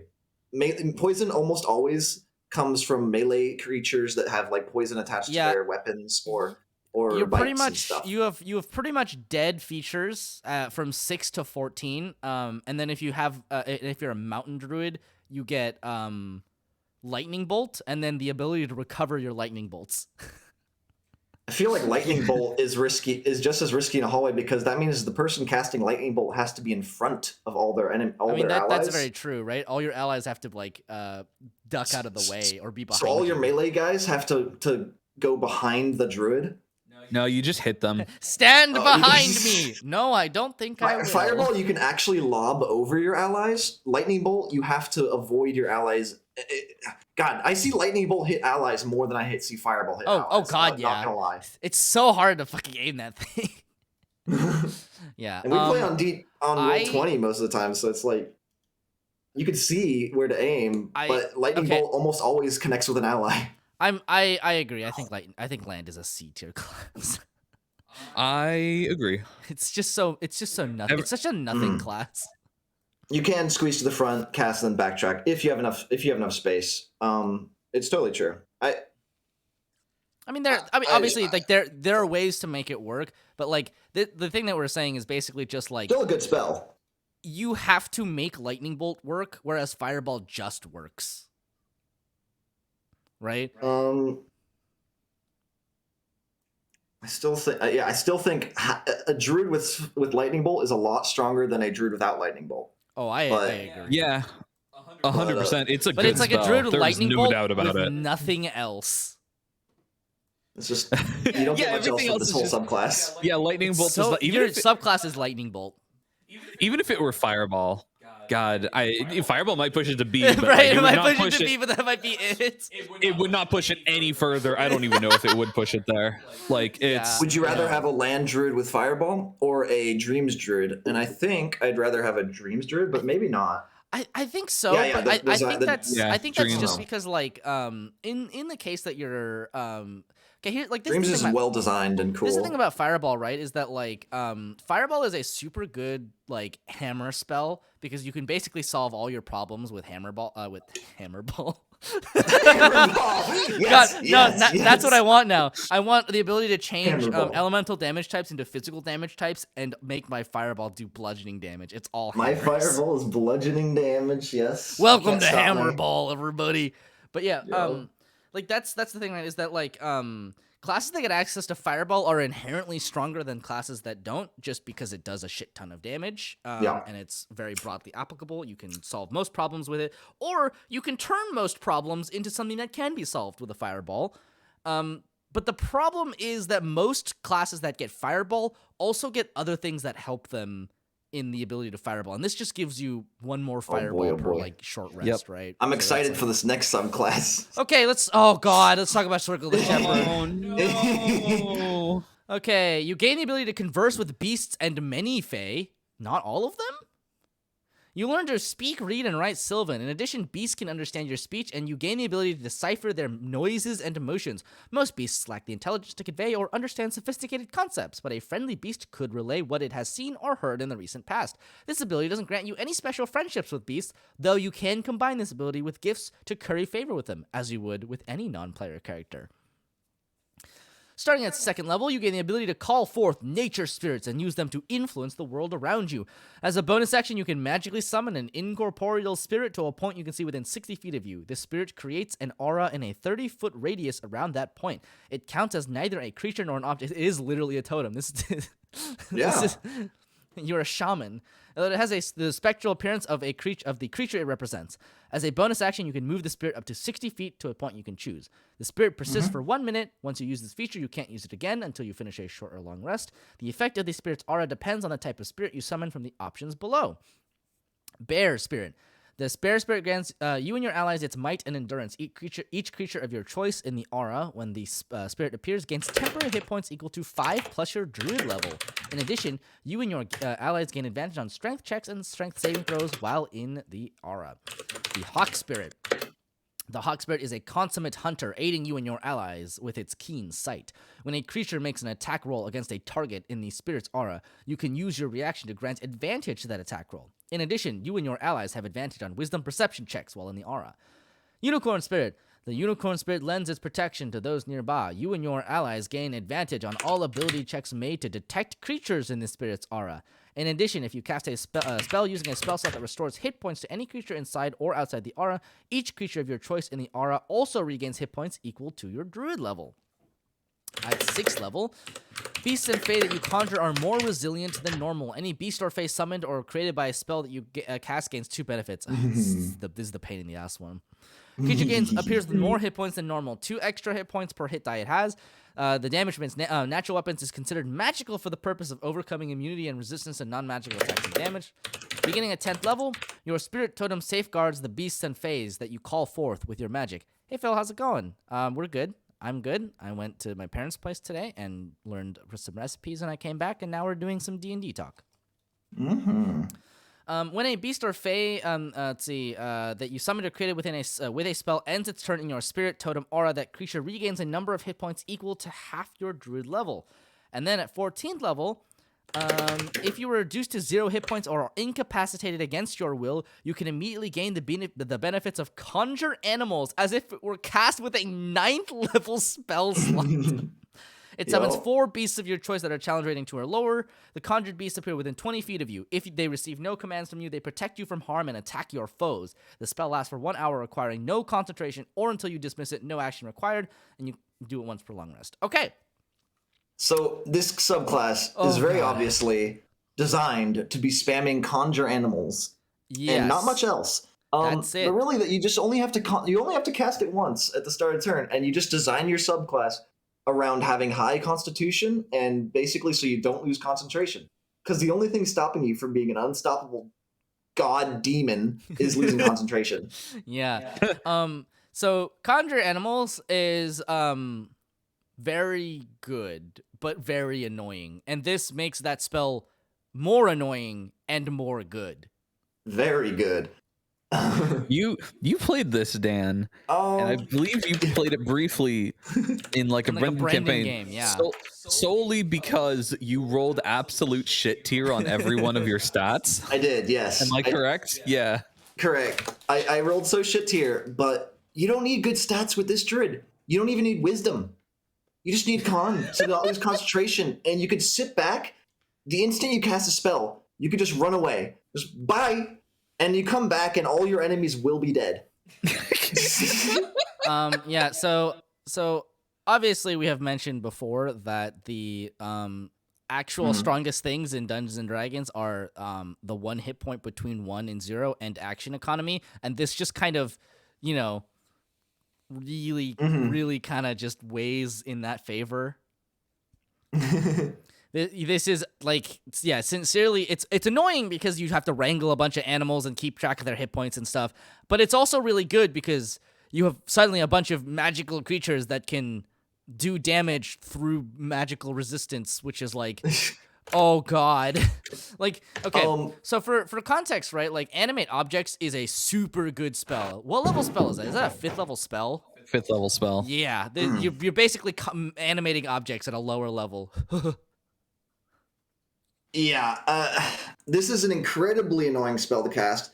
When you get to the point, like 7th level, you're not going to start caring about 4th level spells. Why polymorph? Just upcast your conjure animals and conjure more animals. More animals. And that's just this is entire subclass. For context, a good creature to summon 8 of at 5th level or 6th level is a wolf. There are actually better ones, but we don't have to get too sweaty about this. Because Wolves are good though, because a wolf has 13 AC, 11 hit points, 40 foot speed, and most importantly, pack tactics. So it bites and it knocks people prone and stuff. And so it'll bite for about 7 damage, and it'll hit most of the time because it has pack tactics, and you have 8 of them. This at 6th level, that wolf won't have 11 health. It will have 15 health, and then with your bear spirit on it, it will have another 11. It'll have 26 health. So you'll summon 8 creatures, each with 26 health. An average party member only has like 40 health at this point. That's practically like 8 more party members that each have advantage on attacks, and they're just going to start deleting everything. Hey, if you ever want to, if your GM ever invites you to play a solo game and you don't want to die, I've got the perfect class for you. Yeah. This subclass could easily play a solo game. This would actually be an amazing solo. You basically stop playing D&D and you start playing an RTS. You're just like, all right, go, my wolf minions, attack point B. At 5th level, though, like in a single target scenario, each of those wolves is going to bite for 7 damage. 7 times 8. What is that? 56 damage? That's at single target 56 damage. Dan, do you not get to choose what you summon? I'm sorry. Thanks for the raid. The great thing is, no matter what you choose, it's broken. Even if it summons garbage shit, it's still broken. But like, I think most DMs play with the rule, and I've seen like the tweets or whatever, where you could just have the player choose it, because otherwise, as a DM, it'll literally grind the game to a halt if the DM has to randomize creatures to summon every single time. This is something we'll talk about when we talk about wild magic sorcerers, but yeah, for general ease of use, it's going to end up being, in most cases, unless your DM is some kind of weird power freak, it's going to end up being that you get to choose what the animals are, which is obviously very, very good. Putting a player's spell outcome in the hands of the DM is kind of a recipe for disaster. Oh yeah, speaking of mood, so another strong creature to summon this is a whole bunch of cows that immediately charge your enemies. Yeah. What do cows do? They're funny. Okay, they are funny.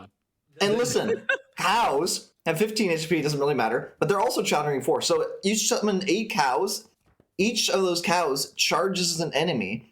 And then hits. If they hit, they have the charge feature, and they do another 2d6, so they'll do 3d6 plus 4 damage, which is a lot.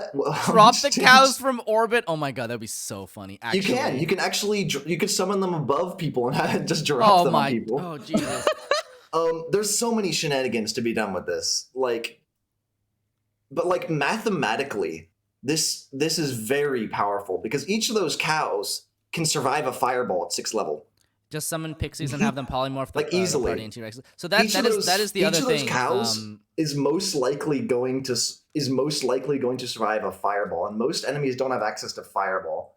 A power freak is summoning 8 to 12 wolves and adding 8 to 12 to the player action count. I mean, yes, there's problems all around in general with like summoning spells. Also, Perfectly Techno does bring up a good point, which is that when you can cast 6th level spell, you can conjure pixies and have them cast polymorph because they can just do that. And we've talked about that. That's one of those things that you just have to like ban. Yeah, this is like honestly like as written, even considering the fact that like it's not written in the base like that you get to choose what animals you get to conjure. This is like still so good no matter what. Like this, if it summoned a whole bunch of garbage creatures, you're still doing nutty damage every single turn. Be kind to your DMs, just summon large creatures, but then we can't maximize the number of temporary hit points.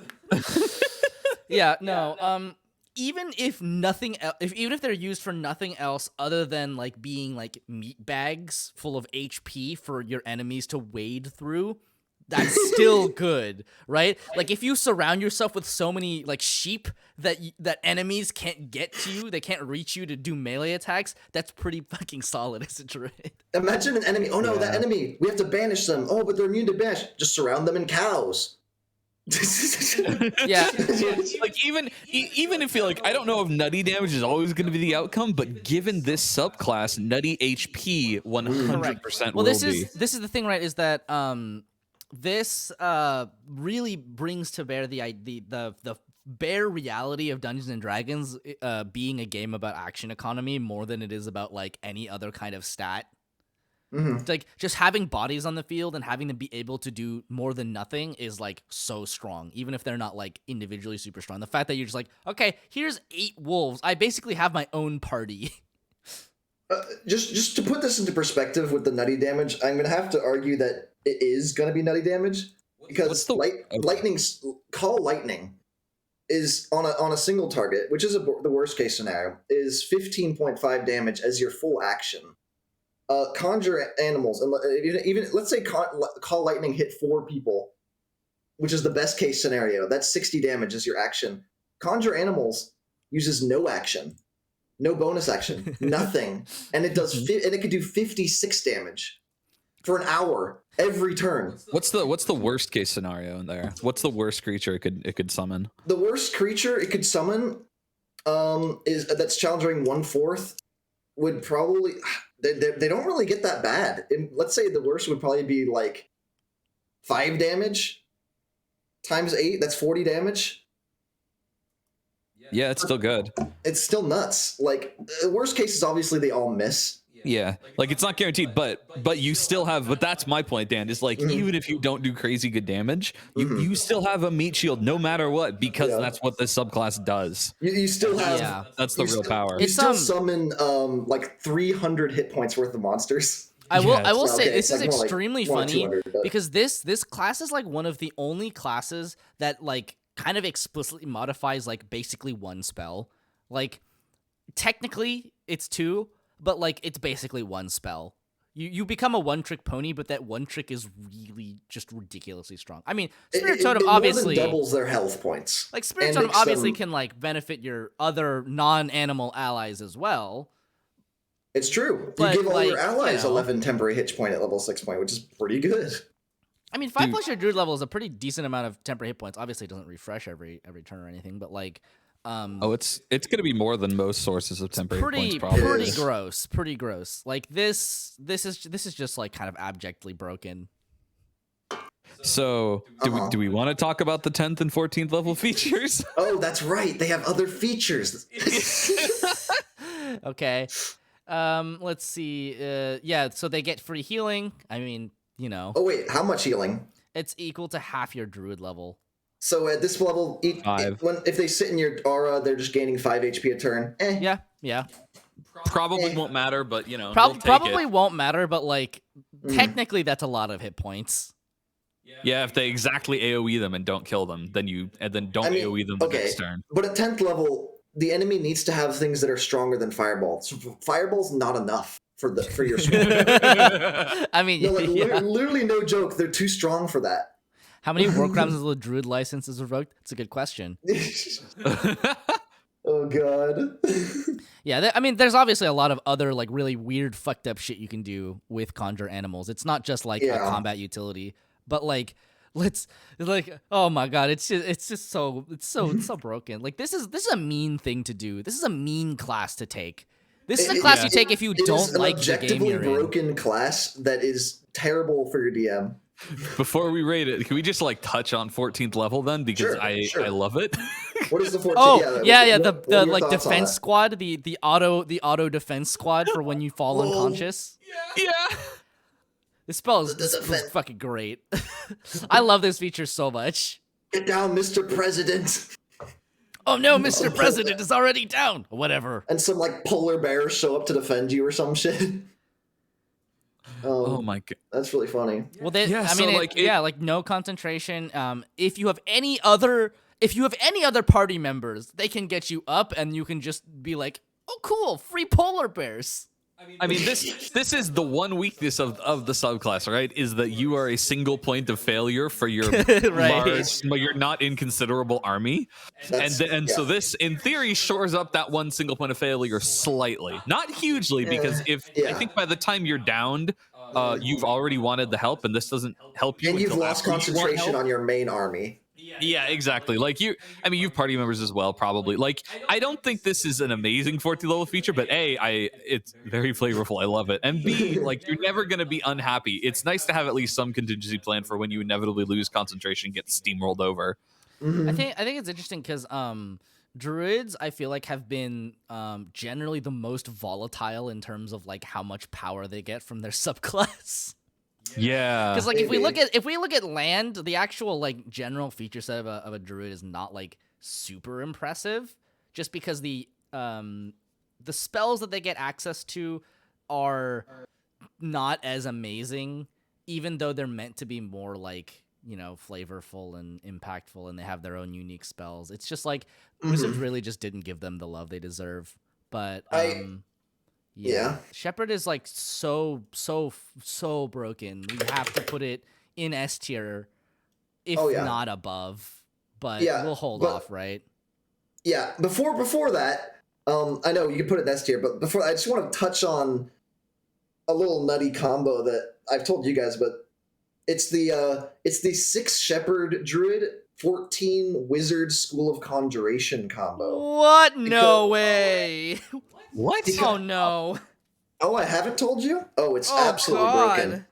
At 10th level Wizard Conjuration, when you're concentrating on a conjuration spell, your concentration cannot be broken as a result of taking damage. Jesus! At 14th level, any creature that you summon or create with a conjuration spell, and you're going to be summoning like 50 of them, has 30 temporary HP. My God. All 50 of your wolves get 30 temporary HP. Oh, doesn't stack with your totem though. Okay, but Yeah, you your can put the totem is totem down garbage compared to later. that. True. You don't even have to smack the totem down until like way late in the fight. Okay, think about summoning like 50 wolves, and each of them have like 70 HP and do magic damage. God. Yeah, that's horrific. Oh, that's why. That is a veritable army of unstoppable proportions. I feel like at that point, I wouldn't even be rolling. Like I said, DM, I wouldn't even be rolling them. I would just like look at what the rules for like mob attacks are. I figured at that point, since your player created this, you just table flip and leave. Yeah, like, probably. Fuck this shit. A shepherd is like is obviously extremely broken, but it's also so annoying that this could be one of the one classes that I could just like easily just say like I'm banning this. This doesn't exist. Like, this, if you want to take this as your subclass, I feel like you should have a frank discussion with your table about it, because everyone else might not be as enthused about it as you are when you're just like, it also makes combat incredibly slow. There might be ways to streamline it, but you would have to put in a lot of effort to do that. Mm-hmm. Okay, well, let's move on then. What's next? Circle of Spores. Ooh. All right. Let's see. At second level, you learned the Chill Touch. It's a great villain you've thought up. Yeah, exactly. Who cares about necromancers when you can have a shepherd druid, god of all men, and Druid sheep? turned necromancer. Oh Yeah. god. They don't even have to be necromanced. They just have to be summoned from the Fey realm. Am I on TikTok? I am not on TikTok. I think if I downloaded TikTok, my life would be ruined because I have very severe ADHD. I would never get work done ever again. So at second level, you learn the Chill Touch cantrip, and then you gain these spells. I like how at second level you just get a cantrip, and that's part of your spell slot. Yeah. It's part of your spell list. Blindness, Deafness, Gentle Repose, Animate Dead, Gaseous Form, Blight, Confusion, Cloud Kill, and Contagion. Sure. Okay. I And then at guess. second level, you are surrounded by invisible necrotic spores that are harmless until you unleash them on a creature nearby. When a creature you can see moves within a space within 10 feet of you or starts its turn there, you can use your reaction to deal 1d4 necrotic damage to that creature unless it succeeds on a Constitution saving throw against your spell save DC. The necrotic damage increases to 1d6 at 6th level, 1d8 at 10th level, and 1d10 at 14th level. I just remembered this druid and Tyler. I was Yeah. gonna say you should So remember this tiny. druid. We just saw be Tyler back. play one.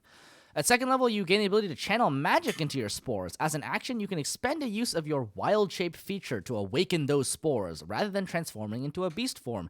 And you gain 4 temporary hit points for each level you have in this class. While this feature is active, you gain the following benefits. When you deal your Halo of Spores damage, roll the damage die a second time and add it to the total. Your melee weapon attacks deal an extra 1d6 necrotic damage to any target they hit. These benefits last for 10 minutes until you lose all temporary hit points or until you use the wild shape again. Oh no. I have to fill up my water. Oh yeah, let me be go right grab back. my water bottle. I'll be right back.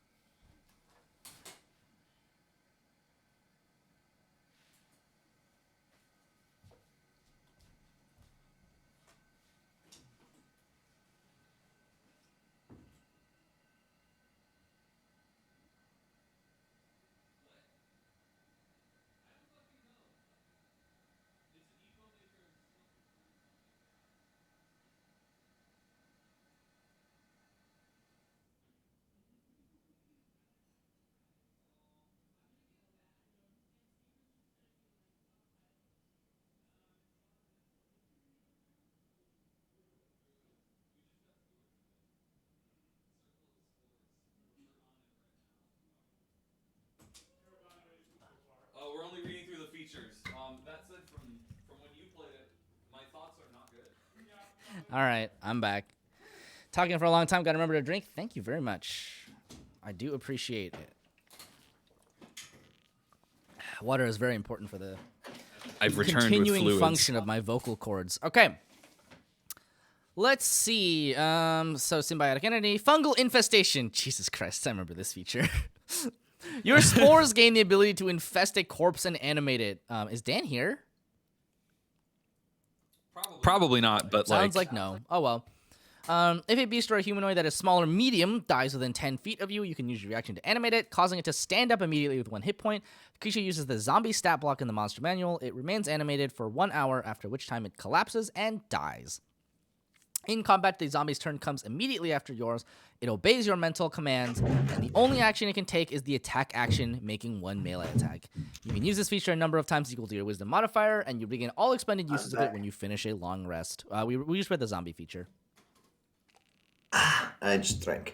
Well, zombie feature. Oh boy. At 10th level, you gain the ability to seed an area with deadly spores. As a bonus action, while your symbiotic entity feature is active, you can hurl spores up to 30 feet away, where they swirl in a 10-foot cube for 1 minute. The spores disappear early if you use this feature again, or if you dismiss them as a bonus action, or if your symbiotic entity feature is no longer active. Would this one work as a multi-class with the Zealot Barbarian? That's a very good question. Feels like it wants you to be a melee druid. Well, there certainly is a melee ability attached to this druid, and its your spore Halo feature requires you to be spores within 10 requires you to feet. be pretty close. Melee druids are generally not very good unless they can use combat shape or something similar. Just gonna make this Anytime rough. you ask a spellcaster to use a weapon, it's not gonna scale past level like 3. And then, did you finish spreading spores? No, I haven't. Let's see. If you dismiss them as a bonus action, or if your symbiotic entity feature is no longer active, whenever a creature moves into the cube or starts its turn there, that creature takes your Halo of Spores damage, unless the creature succeeds on a Constitution saving throw against your spell save DC. A creature can take this damage no more than once per turn. While the cube of spores persists, you can't use your Halo of Spores reaction. And at 14th level, the fungal spores in your body alter you. You can't be blinded, deafened, frightened, or poisoned, and any critical hit against you counts as a normal hit instead, unless you're incapacitated. Agree, hence the barbarian multiclass. You know, that's actually kind of an interesting idea. We do have to rank it without potentially- multiclassing though. Yeah, multiclassing makes everything way too complicated, so we just do them in isolation. But actually, I think like. That is one thing. Like, certain things get like melee quote unquote abilities, but they're not like scaling melee abilities where like they get very much better after the level you get them. And it could be worth honestly considering like a barbarian multiclass. The only problem with barbarian spellcaster multiclasses is always going to be that you can't use spell slots while you're raging. Yeah, but Why would adding you your even- react, spending 2 levels to get a reaction 1d4 necrotic damage I wouldn't say it's against very your strong. spell save DC is garbage. That's not It's- worth a multiclass. It's not worth It's it so not because you worth might it. as well just take like polearm master or whatever.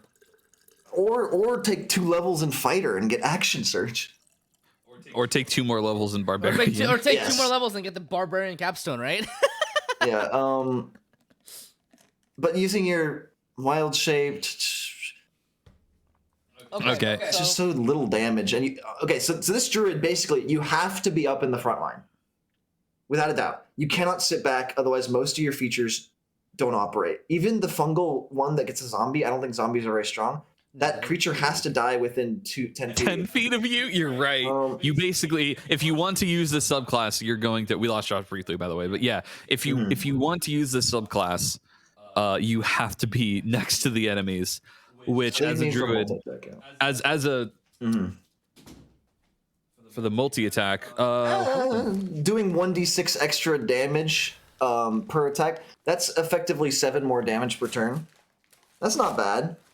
It's not bad, but like what it don't you get like 4 extra damage per turn anyway if you just hit level 20 as a barbarian? Okay, level 20 is an exception though. We're not talking like a multi-class most of the time is like, oh, instead of level 8, I'm level 6 barbarian and level 2 druid. yeah, which almost always hurts you, but there are some levels where it's good. But I don't. No, not multiclassing. This is an isolation for now. I could see that being useful, but yeah, let's not talk multi-classing too much. But I think a druid is rough to be in melee. Like, okay, there's no I'm not protection. gonna lie to you. I'm not gonna lie to you. This druid doesn't feel very good to me. It does This not. feels pretty bad. What about the 10th it level have- feature? Is that okay? What does it do? The Like, 10th level No. feature is you can essentially throw your spores so that they don't have to be within 10 feet of you. It's actually you can put it a 10-foot cube up to 30 feet away, which is better because you don't have to be in guess. melee range. But it's still not God. amazing because the damage is so low. And we How saw much- Tyler play this, and it was basically like he didn't have a subclass. Yeah, the damage So- is so piddly. So there's like one. Yeah. So okay, at 14th level, you'll be doing 2d10 damage when your symbiotic entity is active.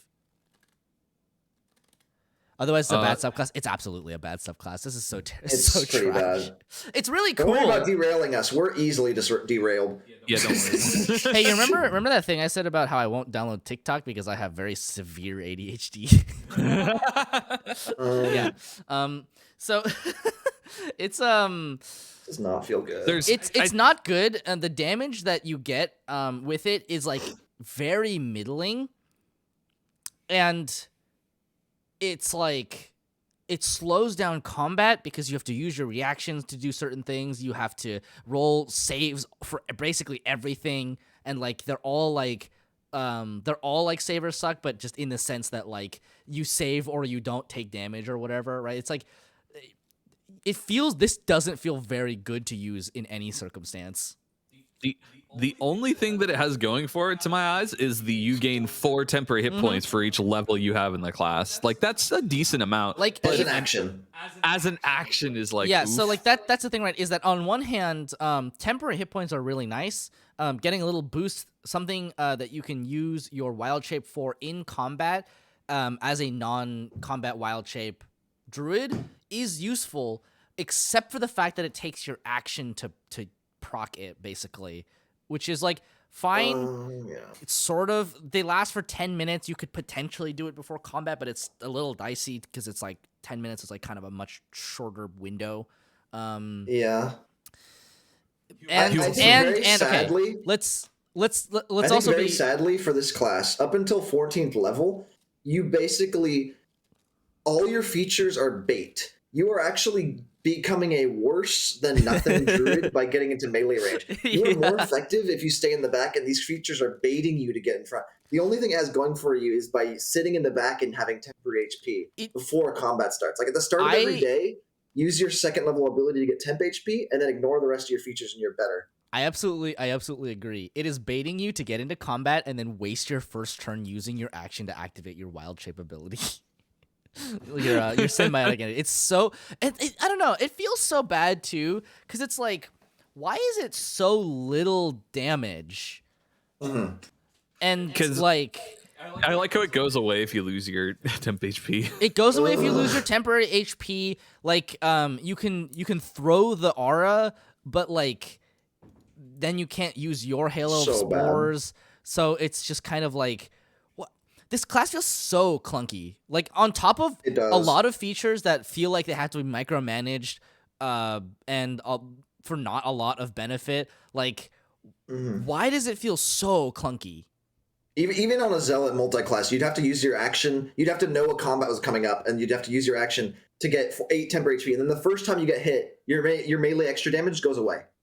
Yeah, that's true. So even on actually, multi-class, you only get 8 HP before you lose all your features. You're right. Yeah, oh, no, you're right. That's pretty rough. Like obviously, you get your Halo of Spores for free, but what does Zealot get for? Doesn't Zealot get a reaction ability? No. Okay. Well, then in that case, yeah, obviously, this is basically. This is like such spell save DC feature. Is going to be based off wisdom, and it will never scale because garbage. When it says 6th level, 10th level, or 14th level, inherently that is druid levels. Yeah, it'll stay at D4 forever, even at level 20. Yeah, that's pretty bad. That's pretty bad. I think it would be most of the time it'll do 0 damage because they'll just succeed the save. Oh yeah, the kind of worst part about this class is also that the spell list is pretty garbage. It is nice that they get extra spells. Other classes, druids don't necessarily. Yeah, many druids do not get extra spells, so I do think that is a boon for here. Yeah, I mean, like, kind of like blindness, deafness is like not super good. Gentle repose is like super niche. Animate dead is like. Gaseous form is pretty good. Gaseous form is pretty good. It's fun. You know, it's fun. You can do some fun stuff with it. Blight is like all right, but I'm pretty sure druids get this in the base list. Confusion, I don't remember. I love confusion. I think it's it's the one that forces people to run in a direction. Okay, it's another DM. That's what I thought. Oh, I hate it when I'm a DM. Kind of obnoxious. Cloud Kill and Contagion are not good, if I recall. Maybe Contagion's okay out of combat. I don't think Contagion is a really weird one. Don't worry about that one. Yeah, don't. Let's not talk about Contagion because it's the complicated one that I forget if it got nerfed or not. But it used to be potentially good because disadvantage on the saves that you make. Right. You can give them disadvantage on like con saves or whatever. That's Okay. Oof, this is. I think it's got to be a D or an F tier. I agree. Yeah. I don't even like the 14th level ability is like okay, and it's not even that good. I'm almost leaning towards F just because it feels like it's might be an F baiting you tier. so hard. It really might be an F tier. But like, okay, let's compare it to land. Land, the only thing land has going for it is it gets a few more spells, but this one also gets a few more spells. Land gets Lightning Bolt, which makes it pretty strong in AoE. And this one 0 AoE gets some temp HP at 6th level, for instance. It gets 24 temp HP, which is pretty significant. It's not nothing for sure, and you do appreciate that, and it's something you can do with your wild shape. So I don't think it's F tier. I think it's a D tier. I think you're right. As much as you're probably right. I want to give it F because it's so like painfully anti-synergistic, but I think you're correct. The temp HP saves it alone. Yeah, at 15.5, right. You'd have. Oh, are you saying 15 Druid? 60, yeah. Yeah, that'd be a rough one. That's fair. Yeah, that could be pretty good. Well, like that's the thing, right? Is that as a druid, you're always going to be looking at stuff like what can you do with your spell slots, especially because druids have a pretty lackluster spell list for quite a long time. And what can you do with your wild shape in combat if it is relevant at all, because it's nice to have an extra resource to be able to rely upon. And it gives a little bit of extra flexibility to something that's normally just a utility feature. That multiclass would actually have 30 less HP than just a level 20 barbarian, though. Actually, no, a level 20 barbarian would have the 4 extra cons, so it would have, oh my god, that multiclass would have 60 less health than a normal barbarian. Oh god, it's so hard to make this thing work. So you trade 60 health for 60 temp HP. And a little bit of necrotic damage. Okay, let's talk about Circle of Stars, because I would much rather just have base barbarian. We memed on Circle of Stars, but they changed I think exactly one thing when they released it in Tasha's that made it actually function as a class instead of being dead. Oh yeah. So do you remember what Circle of Stars does, Dan? No, I don't. Okay. Basically, instead of wild shaping into an animal, you like basically turn into like a star kind of being. You get like constellations all over your body. And they give you all kinds of cool benefits. But there was one problem with the Unearthed Arcana version of Druid, A Circle of Stars, which was that it required your action to transform still. Did they change that? They did. It's a bonus action now. And now the class actually works. Yay. You hear from the YouTube comment? Yeah, I figured you were. So you learn the guidance cantrip. Oh, you know how we feel about the guidance cantrip. Okay. You create a star chart as part of your heavenly studies. It's a tiny object that can serve as a spellcasting focus for your druid spells. You determine its form by rolling on the star map table or choosing one. It's pretty cool. Like they're like different kinds of like maps, like scrolls with depictions of constellations, glass discs that depict constellations, a speckled owl bear hide tooled with raised marks, etc., etc. So you get a new spellcasting focus, and it's like a flavorful one. It's pretty cool. It's a tiny object, which I think is a funny clarification. You have the Guiding Bolt spell prepared. It counts as a druid spell for you, and it doesn't count against the number of spells you can have prepared. And you can cast Guiding Bolt without expending a spell slot. You can do so a number of times equal to your proficiency bonus, and you regain all expended uses when you finish a long rest. That's pretty good. Pretty good. Guiding Bolt does not scale well with damage, but giving your allies advantage on an attack is always nice. I mean, it's advantage on the first attack. That's why I said an attack. An attack. So it's not the most value. Okay, here's how I would put it: is on one hand, than cantrip. On one hand, it's way better than cantrip, and you get free uses of it. Because I don't know if I would necessarily commit a first level spell slot to it, but an ability that I can just use for free a couple of times per long rest, easily I would use it. Oh yeah, easily, especially because like, druid spells suck dick. Even at 20th level, when cantrips are starting to scale like nutty, it's still 46 damage. Yeah, it's still on par with a cantrip, more or less. Guiding Bolt starts as an average of 14 damage and gives that advantage on the first attack. Guiding Bolt is not a bad first level spell. People don't take it because it's just it doesn't feel good later game. Well, it's I feel like Guiding Bolt is one of those things that is it is hard to commit the spell slots to using it. And Especially because the savers suck if you miss. Yeah, and at the point at which you stop worrying about those spell slots, it falls off in terms of usability.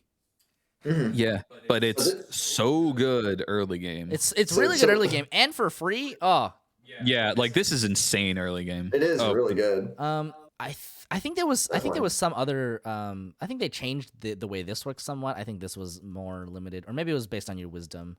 Anyway, they made it scale in a slightly different way. But at Starry Form, so as a bonus action, you can expend a use of your wild shape to take on a starry form rather than transforming into a beast. While in your starry form, you retain your game statistics, but your body becomes luminous. Your joints glimmer like stars, and glowing lines connect them, as on a star chart. This form sheds bright light in a 10-foot radius, and dim light for an additional 10 feet. The form lasts for 10 minutes. It ends early if you dismiss it, no action required, are incapacitated, die, or use this feature again. Yeah, this is pretty much the... Wait. What? No, sorry. Incapacitate is a little bit rough. I was gonna say this is the one thing you're really gonna like have to worry about in general. It's not you like lose concentration on your spells as well when you're incapacitated. Yeah, I mean it's not like a super it's not like it's the most common thing in the world, but like this is not like I would say this is not a rare thing necessarily. Do you lose concentration when incapacitated? I think so. Yeah, you gotta. There's no way you can, right? Unless that'd be silly if you can keep concentrating while you're incapacitated. Yeah. So whenever you assume your starry form, choose which of the following constellations glimmers on your body. Your choice gives you certain benefits while in the form. Archer, a constellation of an archer appears on you. When you activate this form, and as a bonus action on your subsequent turns while it lasts, you make a ranged spell attack, hurling a luminous arrow that targets one creature within 60 feet of you. On a hit, the attack deals radiant damage equal to 1d8 plus your wisdom modifier. The Chalice, a constellation of life-giving goblets, appears on you. Whenever you cast a spell using a spell slot that restores hit points to a creature, you or another creature within 30 feet of you can regain hit points equal to 1d8 plus your wisdom modifier. And the Dragon, a constellation of a wise dragon, appears on you. When you make an intelligence or wisdom check or a constitution saving throw to maintain concentration on a spell, you can treat a roll of 9 or lower on the d20 as a 10. Yeah. Okay? Wait, how often can you do this? This is based on your wild shape. Wait. No. How often can you heal people? Oh, whenever you cast a spell that heals. You can basically like throw a little healing to someone else or yourself. That's not very good. It's not amazing. The cases in which you're going to be healing, it's like two different targets. Yeah. I would say that the archer isn't like it's okay. I would say the archer's really good early game. Falls off really fast. Oh yeah. But the dragon is probably the one you're gonna be. Dragon is nuts. It's so good. It's so good. Anyway, 6th level. You learn to use your star map to divine the will of the cosmos. Whenever you finish a long rest, you can consult your star map for omens. When you do so, roll a die. Until you finish your next long rest, you gain access to a special reaction based on whether you rolled an even or an odd number on the die. A little finicky, but like it's cool. Wheel, which is even. Whenever a creature you can see within 30 feet of you is about to make an attack roll, saving throw, or ability check, you can use your reaction to roll 1d6 and add the number roll to the total. Whoa, odd. Whenever a creature you can see within 30 feet of you is about to make an attack roll, saving throw, or an ability check, you can use your reaction to roll a d6 and subtract the number roll from the total. Chalice is a free ranged cure wounds, and that's how you would interpret it to make it feel good. Yeah, I mean, the thing is that, like, the problem with that is cure wounds... Druids don't get healing word, do they? No, I'm pretty sure they do. I think druids get healing word. Check. Because if they don't, this is a lot better. Okay, all right, we'll check. I'm on it. You can keep going. Druids get healing word. Really? Yeah. Okay, that's not as good then. The problem is, and we touched on this kind of earlier, the use case for healing word is going to be juggling your downed allies, and the case in which 2 of your allies are downed and you can get both of them up, great. Or you can kick yourself a little bit of healing. I mean, it's okay. But in most circumstances, the problem with healing is that healing is actually more of a niche ability than people think it is. Unless you're healing a barbarian that is raging, generally speaking, it's more efficient just to juggle people who are downed and getting them back up. I mean, this doesn't say you can't target the same creature you targeted. So if you healing word someone, instead of healing them for 7.5, you're now healing them. Yeah, that's pretty good actually. I mean, that gives you a little bit of that life cleric kickback For right? 17. It makes your this actually can make your healing words pretty chunky. Okay, all right. I think that has definitely uses. Certainly. even- The fact that you get locked like- into one though is kind of like Is rough, is a little rough. but they're Obviously, all good. you get wild shape. You get 2 wild Okay. shapes per short rest, and they come back on a short rest, which is really nice. Mhm. So being able to, there's actually a lot of abilities in the game that I like didn't realize come back on a short rest, like cleric channel divinities, or channel And divinities in paladin general, channel actually. divinities. Yeah. Yeah. Rough until level 10. Yeah. So I would say in most circumstances you're just going to be eating dragon. Cool. Like you're going Time to to be taking the drink. dragon one, and then if you need the life one later, you're probably going to be swapping into it. Or if you're at I lower would say levels. at lower level. At lower levels, actually Archer is quite good. definitely good still. Okay, we're doing 4 hydrates. Oh my god! You I just son of drank, a bitch, I just drank Keeters. one. I just got out of my 3rd bathroom break. Wait, but like, also, I'll have 2 more to drink. The guiding bolt, literally at low level, you actually have some nuts DPS by spamming guiding bolts followed by advantage archer shots. You're super True. good at low levels. Yeah. Yeah, Archer's really good at low levels and then falls off. But by that point, you've got Dragon to take over, basically. Yeah. Yeah, I mean, the thing is that you're Dragon's gonna, actually the worst one at low levels. Yes, correct, because you don't have anything you want to be concentrating on. I love this, man. This is always good at some level, pretty much. Like you can switch it off as you go up, and or you can Also- choose this I don't you want. remember Circle of Stars being anywhere near this good, and I don't remember if it was just because of you eating your action to cast Starry Form. One more drink. How many Druid wild shape uses do you tend to get? Like 2 per short rest. Always. and you never get more than. Oh, okay. You 'Cause I get was gonna infinite say. You at get level. infinite at level Okay, 20. okay, at 20th level, that's like, okay. I would say that out of combat, the getting like the int checks and the wisdom checks would be really nice. It's just painful to use your wild shape out of combat, but in Yeah. scenarios where you need to like do survival checks and stuff, it'd be really cool to be able to use that out of combat. Yeah, How I mean, powerful is out of this, combat, though? you're probably more likely to be using like an actual animal form. But short rest, like out of But they do combat, come you back just on take a short short rest, rest yeah. again. It's That's fine. true. That's yeah. So It's it really is good. it is a readily available resource. So you can potentially swap halfway through a fight in case you need to. I would say at least at low levels, like you're definitely going to be taking Archer. Like the DPS you can output by yourself is like really outclassing pretty much everything, right? and Moon Druid, but you're not Moon tanky. Druid, but you're not tanky. But you're not yeah. tanky. You can still stay 60 feet away and blast people. So let's see. At 10th level, the constellations of your starry form improve. The 1d8 of the archer and chalice becomes 2d8. While the dragon is active, you have a flying speed of 20 feet and can hover. Moreover, at the start of each your turn, That's pretty while in great. your starry form, you can change which constellation glimmers on your body. Okay, that solves the problem, right? Wait, so dragon, you're literally at this point like archer damage. Sure, it's nice to just be able to do damage every turn. That actually adds up to be quite a bit. The chalice one is kind of outdated, but the dragon one, just being immune from enemies most of the time, you're just up there. Yeah, super good. Range And then at- attacks only. And then at 14th, Only you range gain, attacks. while in your starry form, you gain resistance to bludgeoning, piercing, and slashing damage. Super good for a druid. Whoa. Period. Wait, that's just Ooh, it's not even non-magical. It's just all No, of it's it. just yeah, Nice. straight up all damage. Yeah, that's all- kind of all physical broken. types. Wait, That's let me kind of Really nice. all this seems kind of broken. Wait, but like the cosmic one, how's that one? Like the 6th level one, is that how do we feel about This that one? one? Let me I feel reread like it. it's I think it's like a solid feature overall, right? Like you're basically it's a D6 version of either what's it called? Bardic Inspiration or Bane.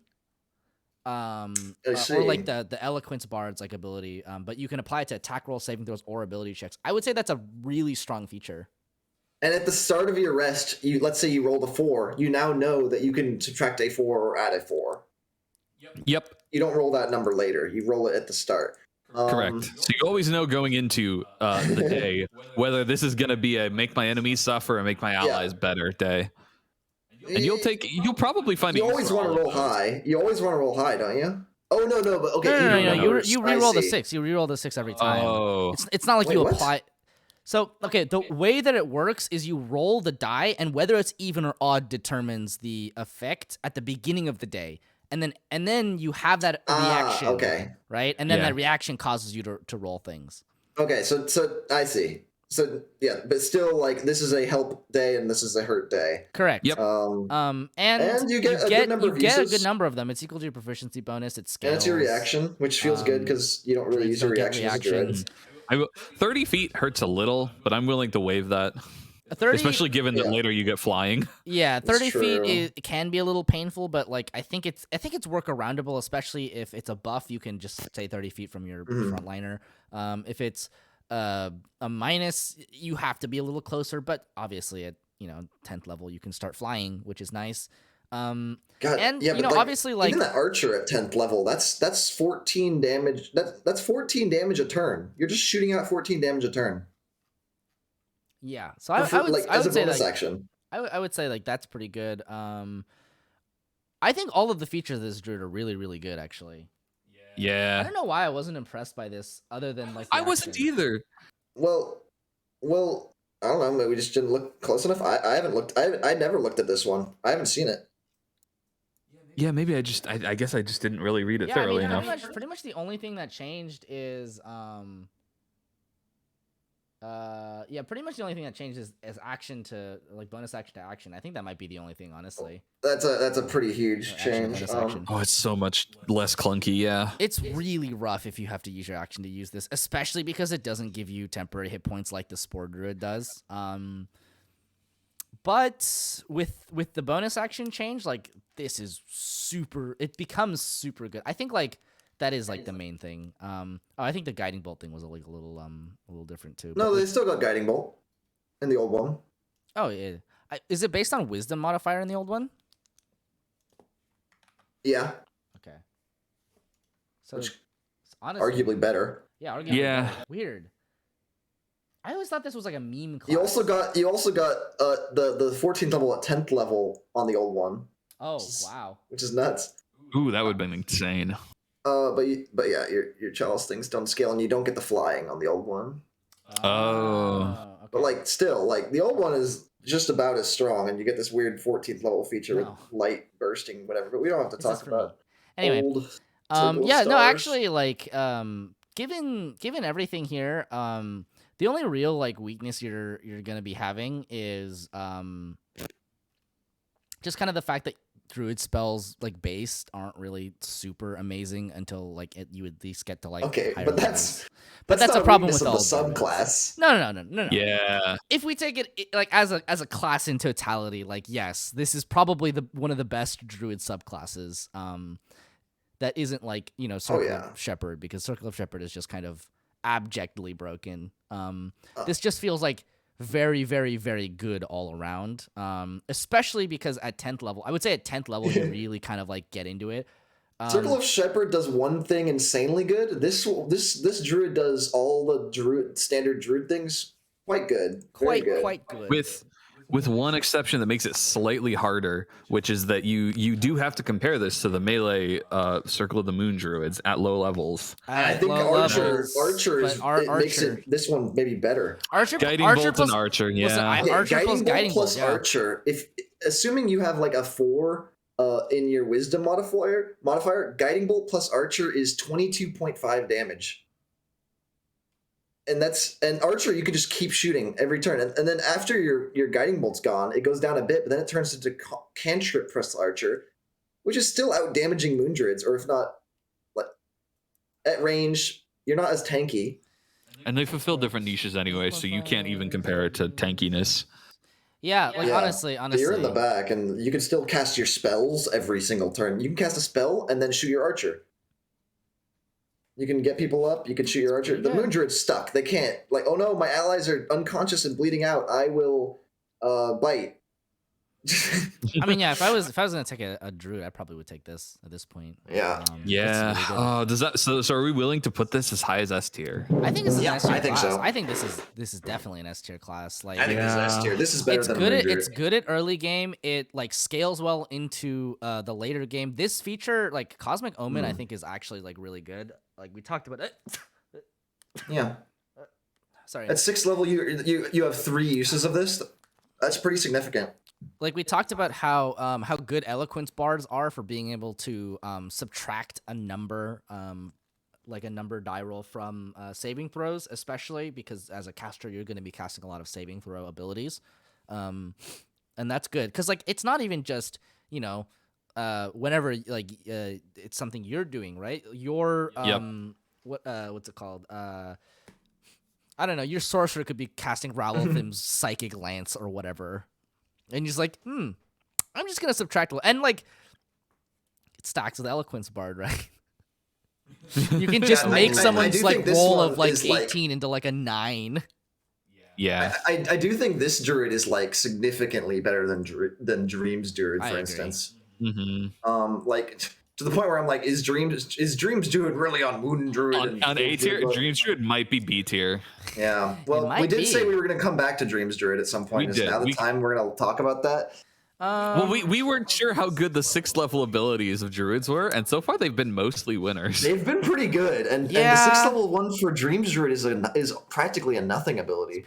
The only like the 6th level ability of Spores, but like the everything level ability for Spores is bad. Yeah. If we look at like for instance Life Land is Cleric, dead. you guys convinced me that healing is a niche scenario, and that's all Dream's Druid is good until 10th level. Yeah. I mean, I would tend to agree. Like what is Dream's 10th level ability? It is the teleport one. Oh, that one's quite good. It's pretty good. Yeah. Yeah, I could see an argument for knocking it down to B tier. It might be a little more niche. I think it might be. Like it might be a little like less strong as a result. Shepherd Druid, best Druid. We don't talk about Shepherd Druids. We're done talking about Shepherd Druids. Shepherd Druid is sin. Evan, if you look at the tier list, you'll see we've already rated it, and yeah, I'm okay with this. I'm okay with putting Dreams in B tier. All right, let's move on. Yeah.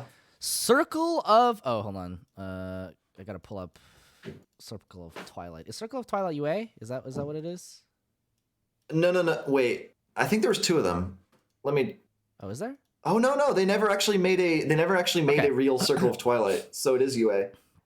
All right, Circle of Twilight, which is UA. Circle of Twilight seeks to exterminate undead creatures and preserve the natural cycle of life and death. That's pretty cool. At 2nd level, you learn to unravel and harvest the life energy of other creatures. You augment your spells to drain the life force from creatures. You have a pool of energy represented by a number of D10s equal to your druid level. Oh, that's right. It was the opposite of Dreams. Yeah.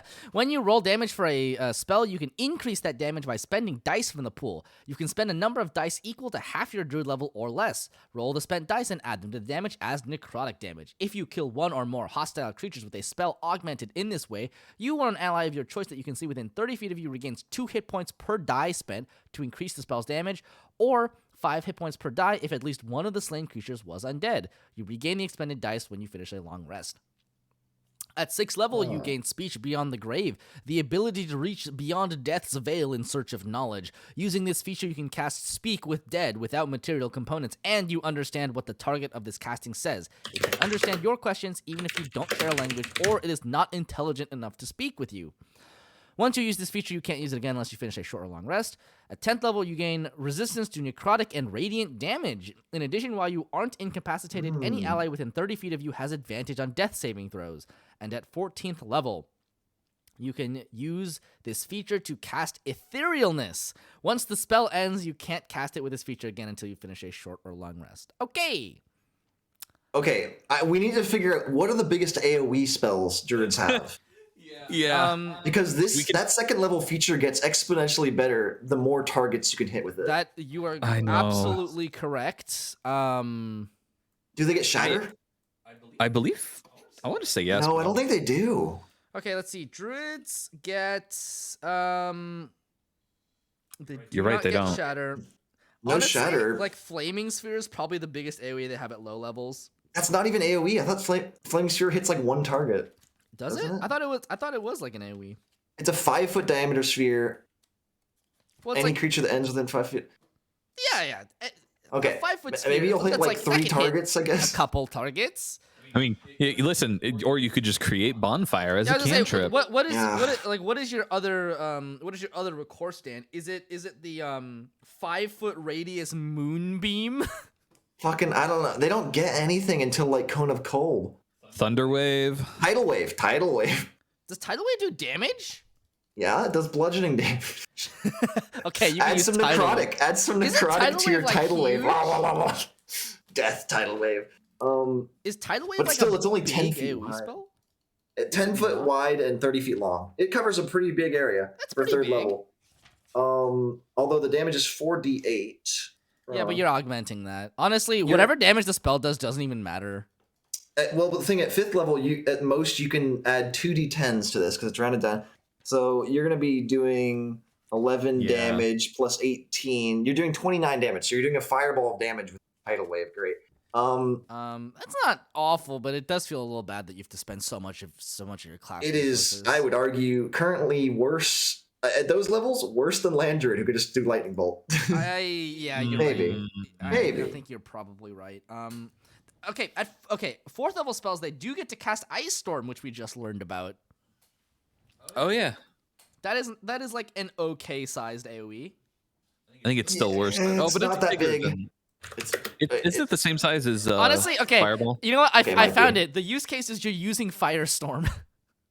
no, it's I mean, 5th that's how I was like, that's how it late ends. game. That's how it ends. Hold on, how many can you do at that point? It's Half of your Druid level, so times So- eight. How much can you cover with Firestorm? At 9th level, you could Firestorm. Or no, you said Firestorm? Or that's Fire- 7th level. That's 7th level. 13 pretty 13, so late. you could That's do pretty 60 late. 10s. plus 7d10, so it's 13d10 So over 100 square feet. You're just about doubling the damage of your Firestorm. And at 14th level, it is double damage. So a double damage Firestorm is nothing to cause, like, to be. Oh yeah, like, for how big it is, for sure. I think this Now- ability does scale pretty hard, but you can basically do it twice. You Now get I two will say, spells. imagine the end game scenario where you cast Tsunami. It's True. 300 feet long, 300 Oh feet my God. high, and Oh my 50 God. feet thick. Yeah, and then you're like, aha! I did like 30 damage to all the enemies, and then they get meteor swarmed by your wizard because you're at that level. Yeah, and then you just cry because Tsunami's an 8th level fucking ability. Yeah. I do think this ability is not bad, and it gets strong. It gets to the point where I would actually consider it strong. It But the thing definitely is- scales. At the point where you're casting Firestorm, being able to, instead of casting 2 Firestorms, you're basically casting like 4 Firestorms. That's Yeah, pretty in powerful. 2 turns. Like being able In to 2 condense turns. it is nuts too. That's kind of nuts. That is late game, and I think you have to tide yourself over with some spells that are basically upgraded. Like, I This think a feels tidal like wave that this- does the damage of Fireball is arguably, it's smaller but more effective. So I think it's about the level of a Fireball. I would say that this class, to really truly shine, is in desperate need of an expanded spell list. Like I think Circle of Twilight should get Circle of Death. I think they should get I do- Circle of Death. I do think it's rough because their 6th level and 10th level features are close to nothing features. Yeah, I mean it's interesting, but I would say that like 6th level is like very kind of whatever. It's so it's such a specific use case. I would actually say this class feels like it's very similar power level to Land Druid. Maybe slightly better. I think it's slightly better, but I don't think it's a tier better. Like casting Yeah. Etherealness like is pretty good, but it's like your Guess. entire 14th level feature is dedicated to being able to cast like a fairly high level. It's like what, a 6th level spell. Isn't it? The Etherealness is 7th, if I recall. Is it? I mean that's pretty good, but like still, it's like you get to cast that for 1 time per short rest, which is like pretty okay. It's Etherealness is a great spell. It is a great spell. It's just like it just kind of feels like one of those things where it just like feels to me. It's It's a great spell. It's also a little bit niche, but it is the ultimate get out of jail free card, and also it has utility. Like it's one of the better 14th level abilities, but man, nothing else is. Okay, at 9th level, you get Cone of Cold. Okay, which, that's fair. That's fair. Now, at 9th level, instead of doing 36 damage with your Cone of Cold, you are doing 58 twice. Like, you can do this twice. And that's like a 55, 60% increase in damage. So if you cast 2 Cone of Colds and use all your Harvest dice on them, it's effectively you cast like 3.2 Cone of Colds, which that is value. You also get healing from doing that. I mean, you get healing, but You it's do? like kind of a That's piddly true. amount. It's like 2 per die spent. So there is perhaps an argument to say this is a tier above Land Druid. I think yes. Because Land but Druid gets only- like ass. Like yes, but only because it has a very solid 2nd level ability that scales, and that feels like more than Landed Druid gets, because Land Druid just gets a spell. It's a good spell, but it is just a spell. There's nothing that helps to actually like. To be fair to Land Druid, they get 10 spells, which means they do get a bigger spell list, which can feel nice because you can take some more utility spells. It's a bigger spell list, but Druid spells are all fairly niche to begin with. True, yeah. Now you can take the even more niche Now you can ones. take the niche but ones. more That's true. spells is That's nice true. if you want more spells. But yeah, I would terms of, rather like, have. In terms of moment-to-moment effectiveness, I think you're gonna find that Circle of Twilight is probably gonna be. You'd rather have Harvest better. Scythe than Lightning Bolt and 9 other spells I mean, like, that are maybe and not very like good. the thing is that at 10th level you gain resistance to necrotic and radiant damage. Like that's not nothing. Like That's it's not pretty close to nothing. pretty close to nothing. Very rarely Compared do to the enemies do those. Compared to the Druid Circle of the Land, which Which is gets absolutely nothing. This is actually nothing. Like, and I will say Harvest Scythe really underwhelming in the early game, which we weight slightly heavier. But like, so is Druid of the Land. So yeah, it might come out. Where did we put Land? We put land C. in C. Do we think Twilight is a B tier class though? I don't know. I don't know about that one. I don't think Twilight's a B tier class. No, I think it's just I think its better. power It's a level better comes too C. late. Yeah, I agree. I think Twilight is C. It's a better C tier class. Yeah, that's it. Okay, let's talk about Wildfire, which is let's see, Circle of Stars. And make sure you're doing the updated version of Wildfire. Yeah. Yes. Okay, and then. All right, I think we're good. Okay, yeah. So Wildfire, I've actually played a Wildfire Druid in a game that was not with this group. Oh. So, Cool. let's see. You gain access to these spells: Burning Hands, Cure Wounds, Flaming Sphere, Scorch. So Cure Wounds is the one that druids don't get, but Healing Word is better, so it doesn't matter. They have healing word anyway. Yeah, I'm pretty sure the druids don't get Cure Wounds. No, they do. I'm wrong. I'm wrong. I I'm was wrong. like, I'm wrong. what? I cast that as my Druid. Sorry, I I'm wrong. I have seen druids cast Cure Wounds. Okay, Burning Hands, Cure Wounds. Okay. I know we don't want to dwell on this too long, but Burning Hands is not Yes. a great spell, but it's like kind of the only AoE that you really get is this druid. From 2nd level through 4th level, it is tolerable. It is tolerable, and druids don't normally get Burning Hands. True. Okay, So Flaming Sphere and that actually is an Scorching. AoE. Flaming Sphere and Scorching Ray. It's nice that you get Scorching Ray. Like Scorching Ray is a decidedly okay spell for its spell slot level. Flaming Sphere is kind of jank. Yeah. So you Technically get Plant Growth, which is actually, if I'm recalling correctly, it's actually pretty good. Yeah, Plant Growth is a great spell, and Revivify is a spell that many people enjoy. Many people like having. God, why does Wikidot take so long to load for me? Probably because you have like 30 tabs. No. No, that shouldn't affect it. I'm just messing mostly. Yeah, Plant Growth is Plant really- Growth is a spell that I really like because It's a good control very easy to use out of combat and do fun shit true. with. That's I love true. Plant Growth. You get it as a Druid. So It's let's true, see. but that's an extra spell. Aura of Life. I don't remember which one this one is. Is this? It's probably The not gonna be very good. anticipation's great. I love this. What could it be? Is this not the one that you were using the bonus action heals? They did vitality. This is okay. This is Oh. the one. This is the one that creatures gain 1 hit point for free. Yeah. Which is interesting because I think in some cases it's useful, and in some cases it just encourages It makes your enemies to double tap you. But Yeah. I think that depends on the game and the DM, because I think some games DMs will never double tap. I think that's something that you just like agree on up front, where you're just like, hey, like, are the enemies going to be smart enough to double tap if people just keep popping back up, right? And you have that discussion if that's what you want in your game. Anyway, Fire Shield, which I really like. You can cast it on allies, right? Double check. I think it's self-only. It might be self-only. It might be self-only, unfortunately. I like which Fire makes it a lot Shield, worse for but druids. Yeah. This is range self. This is a self cast. Unfortunate. Spell. But still applicable. But Occasionally. at 9th level, you get Flame Strike. Wow. Finally, a usable AoE spell. And you had to nick it from clerics. Yeah. And who Mass also Cure Wound. cry about the spell slot level. And then you get Mass Cure Wounds. Also- okay. Yeah. Oh, never mind. Unless they get features that do things to fire spells, like you're gonna want a cone of cold at that level. Anyway. True. But before you move on, like I will say, when you get spells that are, can you scroll up again? When you get spells that are on the Druid spell list, it's actually beneficial if you would have taken that spell anyway.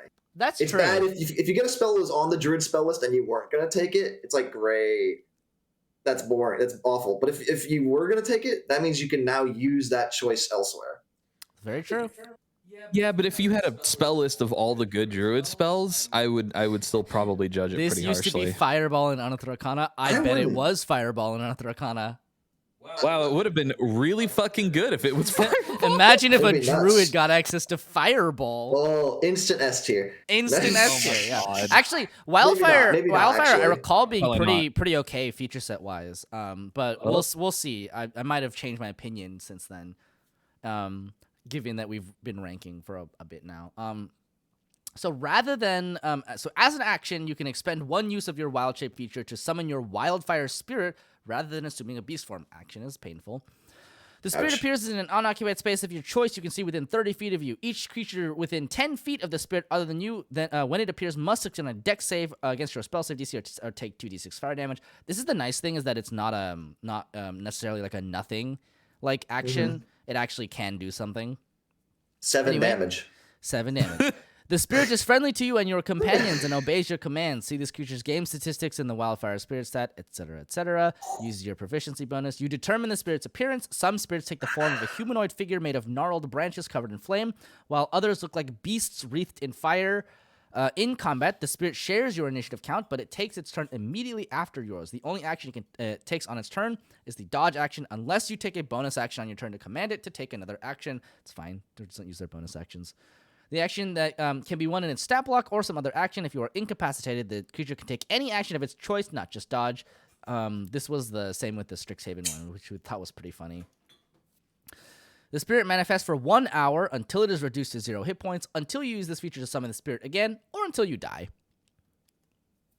It has 13 AC, 5 plus 5 times your druid level HP, 30 feet, and then 30 feet of fly speed. It's immune to fire, obviously. Immune to charm, frightened, grapple, prone, and restrained. Pretty good. Dark vision, understands the language you speak, and then has a proficiency bonus equal to yours. It can make a ranged weapon attack, which is a range of 60 feet, 1 target you can see, and 1d6 plus your proficiency bonus fire damage. Kind of whatever. That's kind of tiny. Kind of tiny. Okay at lower levels, obviously. It's true. Fire Okay, teleportation is probably just like the one the you're- 7 damage. Yeah, fire teleportation is the one you're probably going to be using more often at higher levels. The spirit and each willing creature of your choice within 5 feet of it teleport up to 15 feet to unoccupied spaces you can see. Then each creature within 5 feet of the space that the spirit left must succeed on a dex save against your spell save DC or take 1d6 plus your proficiency bonus fire damage. The damage is kind of the damage is kind of whatever. This is an emergency evac button. And it has 30 foot speed is not as much as I thought, but like it can 30 run foot over slide. to your allies in trouble and escape with them and maybe do a tiny bit of 30 foot damage. fly speed. It's 15 feet. It's not a huge evac, but it can get them away from attacks of opportunity. That's but it's the only thing that depending on matters, right? Depending on turn order, no, it's not the only thing that matters. Sometimes I mean, yes, they go if- afterward. The and enemies then you go after. get you back. Your ally has to go before the enemies, otherwise the enemies will just get in range again. It won't do Yeah, but anything. that's always a concern with this sort of even No. the thing is no. It's only it's only a concern because it's so short feet. 15 feet is okay. tiny. 15 feet is like very short, right? But like You need it 30 to be feet has the same 35 exact feet or more. problem. 35 feet or more, and it becomes 50 times better. Yeah. Anyway, at 6th level, whenever you cast a spell that deals fire damage or restores hit points while your Wildfire Spirit is summoned, roll a d8. You gain a bonus equal to the number rolled to 1 damage or healing roll of the spell. In addition, when you cast a spell with a range other than self, the spell can originate from you or your Wildfire Spirit. That's pretty standard fare for like a summon creature thing. A d8 is not... Okay, we'll talk about it later. At 10th level, you gain the ability to turn death into magical flames that can heal or incinerate. Whenever a small or larger creature dies within 30 feet of you or your Wildfire Spirit, a harmless spectral flame springs forth in the dead creature's space and flickers there for 1 minute. When a creature you can see enters that space, you can use your reaction to extinguish the spectral flame there and either heal the creature or deal fire damage to it. The healing or damage equals 2d10 plus your wisdom modifier. You can use this reaction a number of times equal to your proficiency bonus, and you regain all expended uses when you finish a long rest, etc., etc. At 14th level, the bond with your Wildfire Spirit can save you from death. If the spirit is within 120 feet of you and you are reduced to 0 hit points and thereby fall unconscious, you can cause the spirit to drop to 0 hit points. You then regain half your hit points and immediately rise to your feet. Once you use this feature, you can't use it again until you finish a long rest. Okay, let's talk about it. That D8 of damage, sadly, Flame Strike's still a lot worse than Cone of Cold. That D8 is like pretty pointless on the damage. I would say in most cases you're going to be using it on the healing. Yeah, even on Scorching Ray, it just like it only applies to 1 bolt. So yeah. So the thing is, I would say that basically the use case of this is going to be healing out of combat. Honestly, is probably the best thing you're doing with this. Any feature that's use case is healing out of combat is practically a nothing feature. Yeah, agreed. I mean, like having 1d8. a minion at low level is a strong feature. Okay, As we having saw a from the minion at low level- Strixhaven things. That's like practically another party member for the first few levels. Oh yeah, at level 5, you're getting a creature with 30 hit points. Pretty good. Obviously, Yeah. it's like attacking with like a normal short sword or whatever. It's a ranged attack. But the teleportation can be used as well. It's okay. It's okay. It's solidly okay. It is an AoE teleport, of which I don't think there are any other really good escapes that are this low level for AoE. Yeah, Albeit, the range, limited thunder step or whatever. Yeah, the range hurts, but it is an escape, and like escape is good. Wait, the way it's written, the enemies can be willing too. Yeah, right.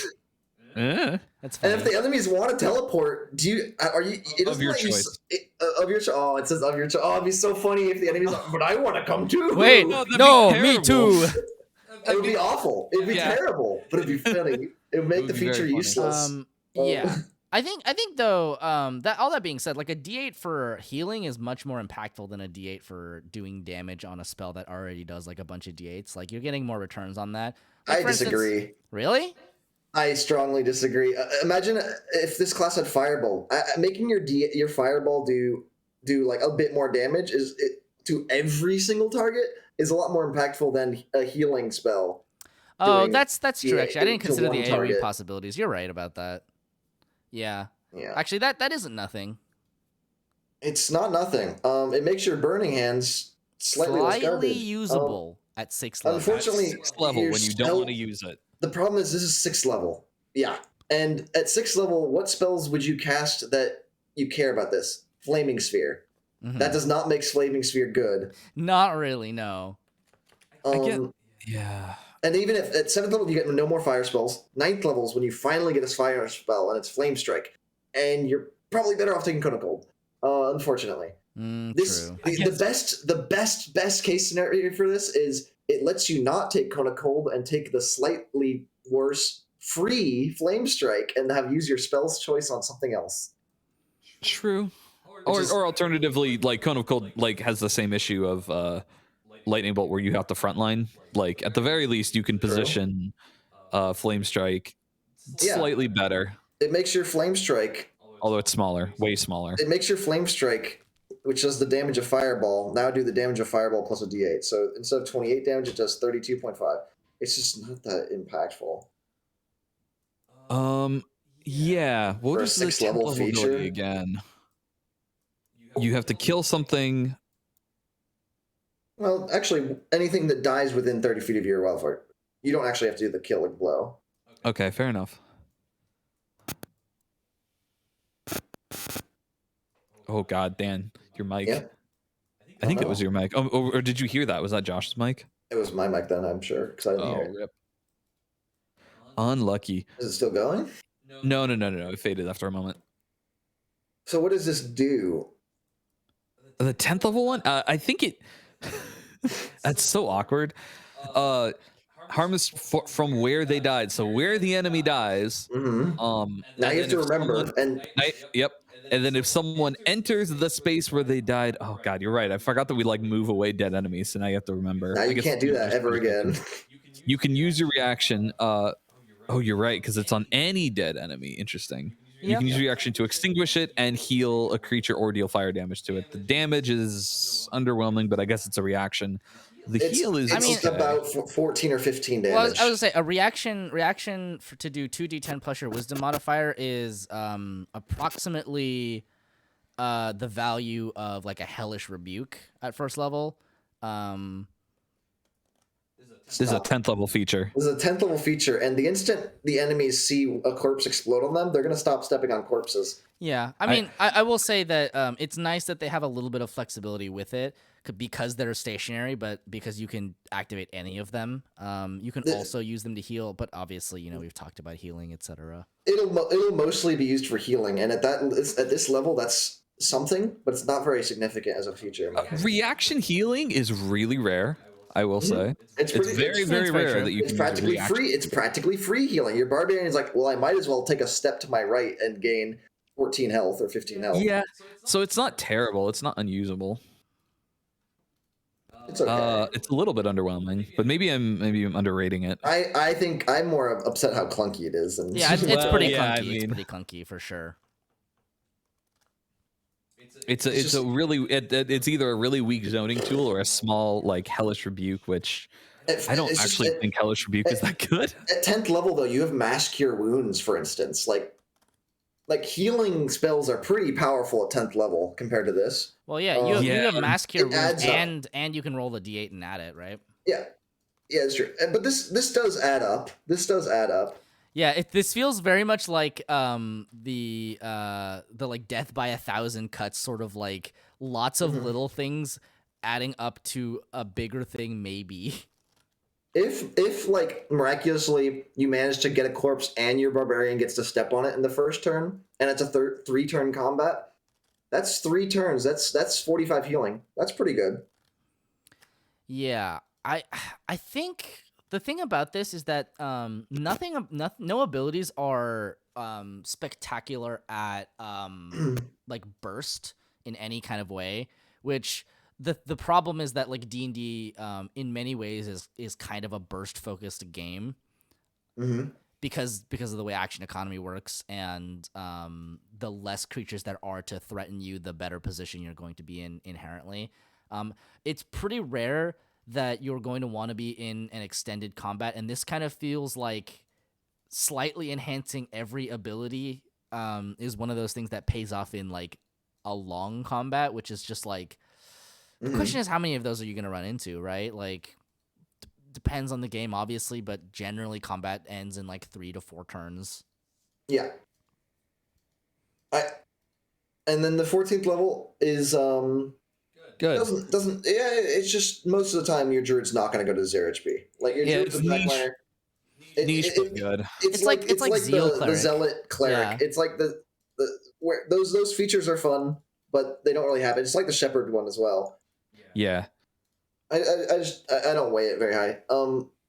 Overall, like some of these features might be lackluster, but I think the power level of this subclass is actually pretty good, especially because just having another body every combat. You always have a Wildfire Spirit, almost always. How long does it last? An hour. An hour.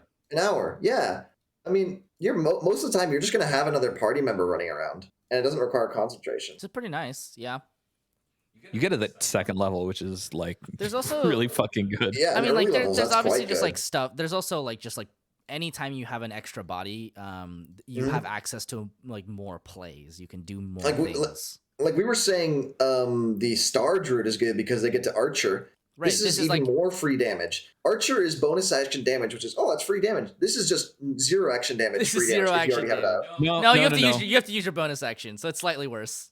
You have to use your bonus action to make an attack. Yeah. Yes, it does nothing but take the dodge action unless you take a bonus action on your turn to command it. I mean, so really, all that. Okay, it does make that particular aspect worse than the Star Druid.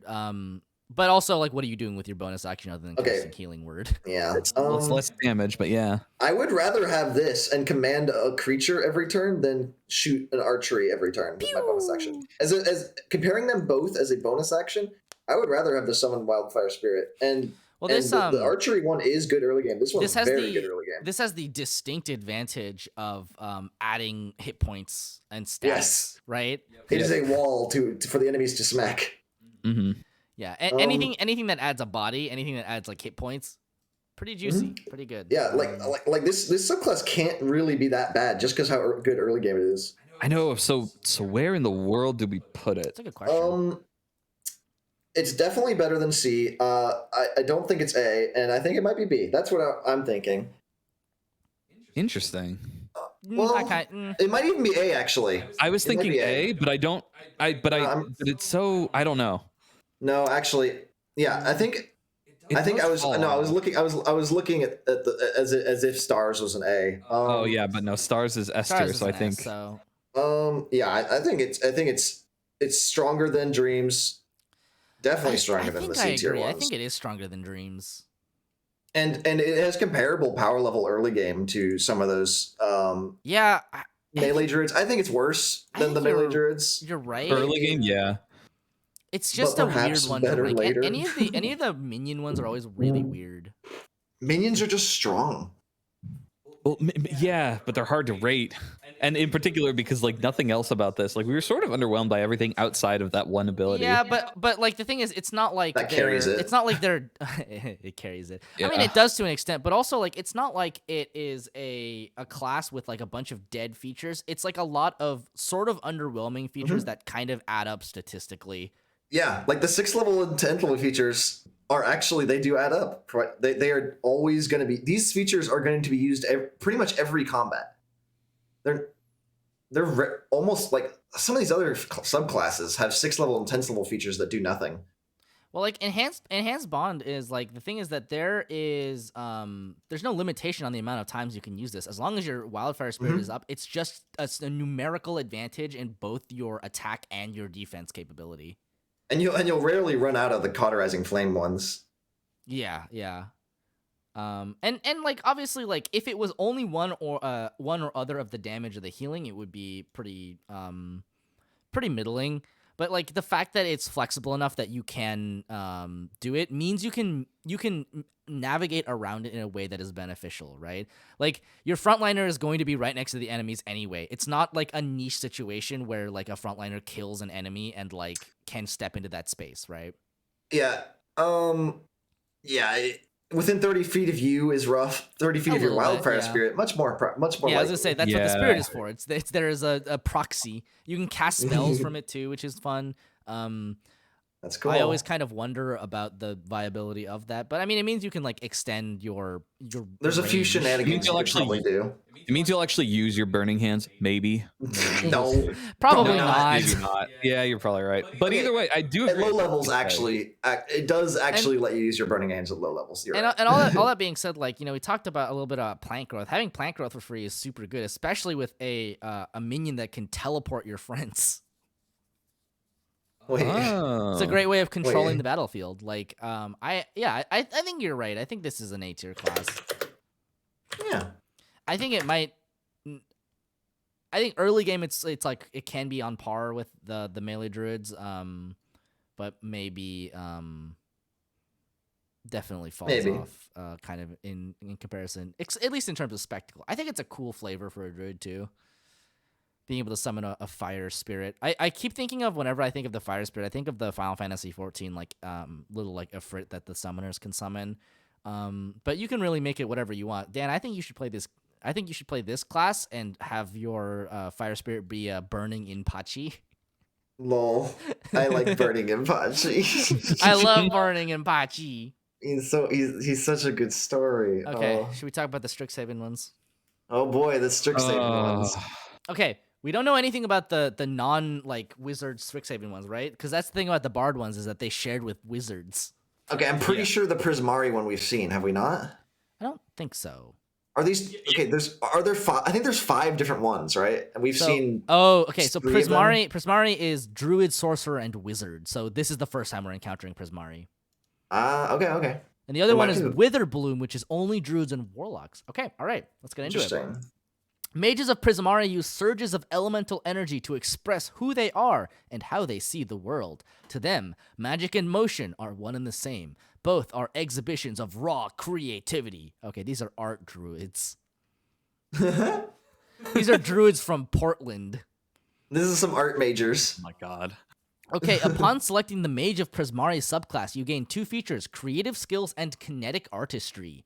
In this subclass's features, any reference to your class refers to the class, etc., etc. If you're a druid, the College of Prismari counts as your circle. If you're a sorcerer, it's the origin of your sorcery, which is The college. interesting. You got Sorry? your sorcery from college. Given how sorcerers work in D&D, I imagine this is somewhat like if your dad went to Harvard and now you're a Harvard baby. Yes. Oh, I just get Harvard perks by default. Yeah, like Right. I have like a 90 like a what is it, like an extra 30% chance of getting into Harvard by default.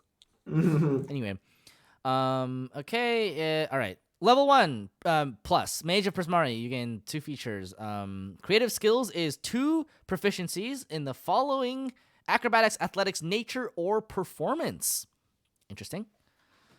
And then the other one is you can dash as a bonus action. What?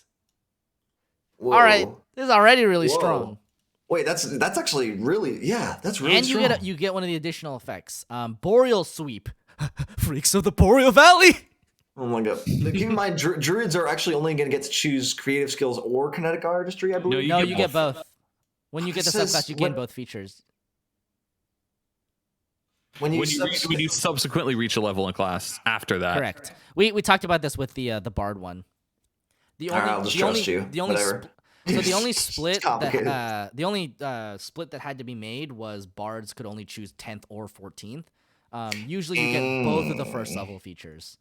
I see. Okay. So druids get 2, 6, 10, and 14. So they might actually get the whole set. They do get the full set Because then. I'm pretty sure they get the full caster set. Anyway, I think are bards the only one that get like a reduced feature set from these subclasses? They might be. We'll That see. sucks. It's because they get magical secrets at 10. You're probably Oh, right. okay. Yeah, that pretty much is like a subclass feature in and of itself. I mean, Okay, so dash is a bonus action. That's Okay, that's dash just is a bonus great. action, and you get to choose one of the following effects. Until the end of your turn, you can move across the surface of water as if it were harmless solid ground. Additionally, when you leave a space within 5 feet of a creature, you can force that creature to make a strength saving throw against your spell save DC. On a failed save, the creature is knocked prone. They can only be Wait, affected how does by that water work with once per turn. opportunity attacks? Because you can't make those while prone, right? Or disadvantage? I think you Does can. this happen I think you before make or them. after? Mm, Okay, but does this happen before or after the opportunity attack would? I don't know. That's a hard one. I don't think prone negates opportunity. Man, No, I'll but double check. Keep going. It might give you disadvantage No, on the attack. but also, Oh, I see. like, if you took your action to disengage and then used your bonus action to dash, you could literally run past like 30 enemies and knock them all over. Huh. Yes, you can. It'd be very silly, but not Yeah, not that broken. No, not hugely valuable. I would but absolutely it's I would funny. absolutely play this with the flavor of Vort of the Boreal Valley, where you just kind of run on all fours and everyone's like, ugh. You just run over them and they just get knocked over. Ooh. Let's see. Scorching Whirl. Flames wreath your steps. Once before the end of your turn, you can force each creature within 5 feet of you to make a dex save against your spell save DC. On a failure, the creature takes fire damage equal to 1d4 plus your spellcasting modifier. So it's just some. Okay, that does not scale. Damage. Nope. Thunderlight Jaunt. You take on a nimble lightning form. Until the end of your turn, you can move through the space of other creatures, and you do not provoke opportunity attacks. If you end your turn inside a creature's space, you are pushed into the nearest unoccupied space. You can use Satire. Carl of Satire Bird. You get dash and disengage as a single bonus action. Yeah. You can use a bonus action in this way a number of times equal to your proficiency bonus, and you gain all expended uses when you finish a long rest. With limited uses.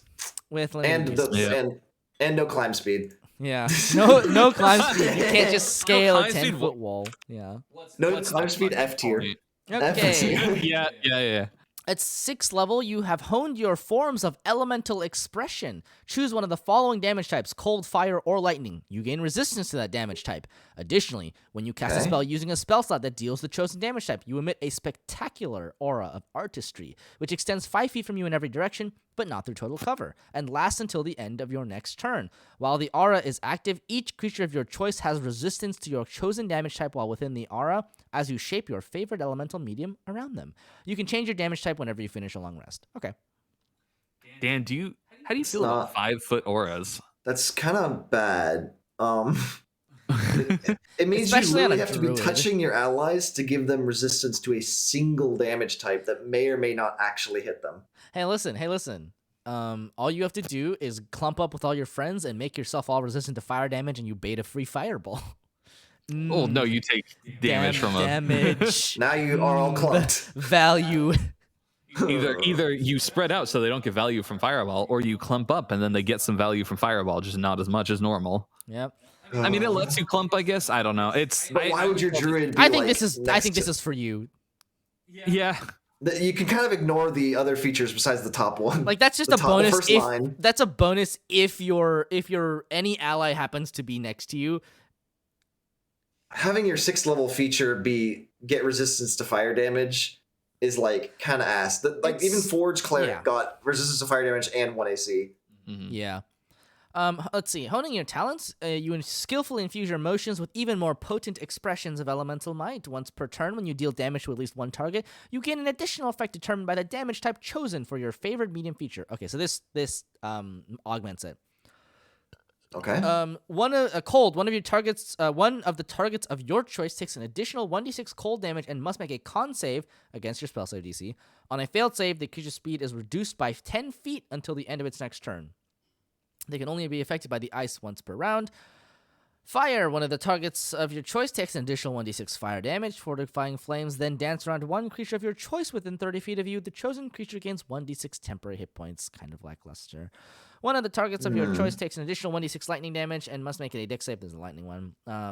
Against your spell save DC, on a failed save, the creature is unable to take reactions until the end of its next turn as residual lightning shocks its form. Okay? Kind of okay. And then at 14th level, you gain impeccable physicality. You gain proficiency in dex saves if you do not already have it. Additionally, when you make a dex save, you can treat a d20 roll of a 9 or lower as a 10. That's pretty good. Pretty good. What's a druid's average dex at like 14th level? +1 probably. That isn't Sean. Okay, all right. Dex isn't. Excuse me. Dex isn't. Okay, I will say this. Dex isn't like an instant dump stat. Like it's probably your like third ability score after wisdom and con. So probably like +1 or +2. And let's be generous and say +3 just for argument's sake, and you'll have a 5 proficiency bonus. That means by default your lowest dex save is an 18. Yeah, that's Wow. good. That's really good. That's good. That means you're very. Is this as good as evasion? No, I don't think so. No, definitely not. But I mean, it's like you get the value of like you get the value of a feat and reliable talent in a dex save. Dex saves are like the most common save in the game. Like maybe. But I don't think this is gonna come. This actually won't come up in most combats, to be honest. Sadly, probably not. But when it does come up, you'll be pretty happy to have it. You'll be pretty happy. It feels slightly higher than niche on my personal tier list, just Yeah. because there are a good number of deck saves. Yeah, But you're yeah. right that it won't always come up. But it's slightly better than niche because deck saves are so common when they, if any. I mean, even if you're fighting dragons every day, only half the dragons even use deck saves. I mean, I that's guess. true. A lot of them use con saves. Such And most bullshit. enemies don't Really even don't. make you make like they just smack you. It's still pretty good, but At okay, hold 14th on. level, I guess Can we it's go pretty back? common. Good. Can we go back to that 10th level feature? Because It seems bad. That the 10th first level one's feature's a bad. cantrip. The third one is a cantrip, and the second one is a bit of temp HP, and then you do a minuscule amount more damage, or not if they do the save based Yeah, one. this 10th level 10th ability is a level feature is real garbage. stinker. It's so lackluster and low impact. Yeah, it's like a nothing. It's kind of a nothing feature. Like it's statistically a bonus. It's an additional, but it's like it's 1d6 for one person in like a potential AoE, and like they have to make a save, and then if they fail the save, they might get affected by something, and those effects are very like inconsequential. Like honestly, I think this is a garbage. this is pretty bad. The fire one is like it's just free value, but like it's kind of annoying even to use it.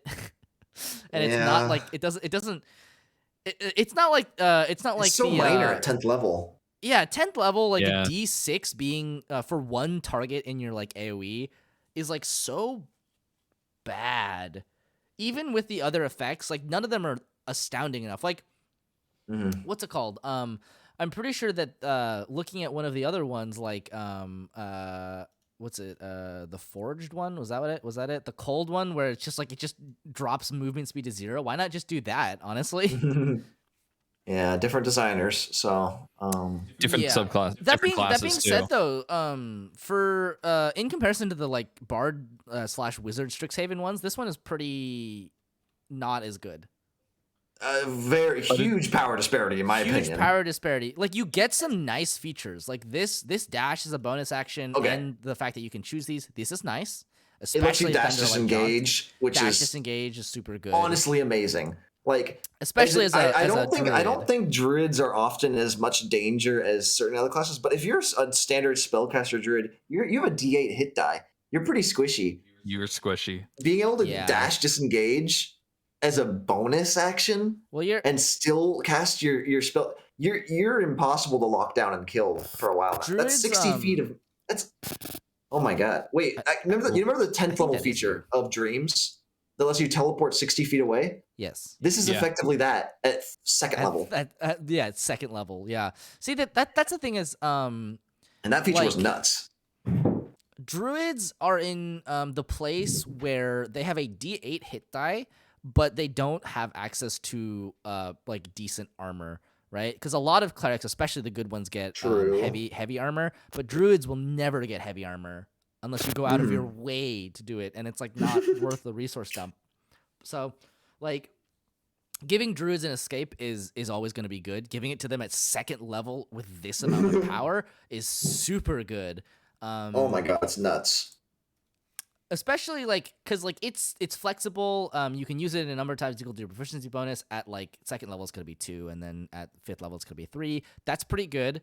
Like that will usually cover all of the cases in which you will want to use this. Stuff like Boreal Sweep, depending on the initiative order, you can use to combo with your melee fighters. And that's like not gonna be nothing for sure. It's any escape ability is good. Yeah. So 6th level is like kind of underwhelming because you don't really want to be next to people. That being said, though, the fact that you have an escape means it is possible for you to like go in, give people resistance, and then dip. But it's still That not one's so amazing. that's not gonna come up. no, It's really you that have to 6th level stay feature. there. You have to and then literally get hit. sit there and choose to get hit by a fireball. Yeah, That you know is coming. I mean, getting that's to ass. choose your damage type is potentially kind of nice. Cold, fire, and lightning. Fire is obviously the one you're going to be eating most of the time, but I mean, you'll know when you need one of the other two, right? When do you get to choose? At the end of a Long long rest. I guess so. It's You not say you'll amazing, but you'll know. take You it. probably most people don't know what they're gonna be fighting. Well, okay, Yeah. I don't mean like that in the sense that like you can perfectly. It's nice that you're not locked. Yeah, it's not. Yeah. I'm not saying that in the sense that it's like you'll be able to perfectly accurately like know what damage type you'll need every single day, but like in most cases you'll like be taking fire, and then in the cases you need cold or lightning, they're pretty specific damage types. Like you usually know that you're going up against them, or like it's gonna matter when you know, right? Like if you're fighting a blue dragon, you're like, Yes. better take Lightning. Yeah, if you happen to know. I still think it's a hard sell to say that the 6th and 10th level features are anything better than bad.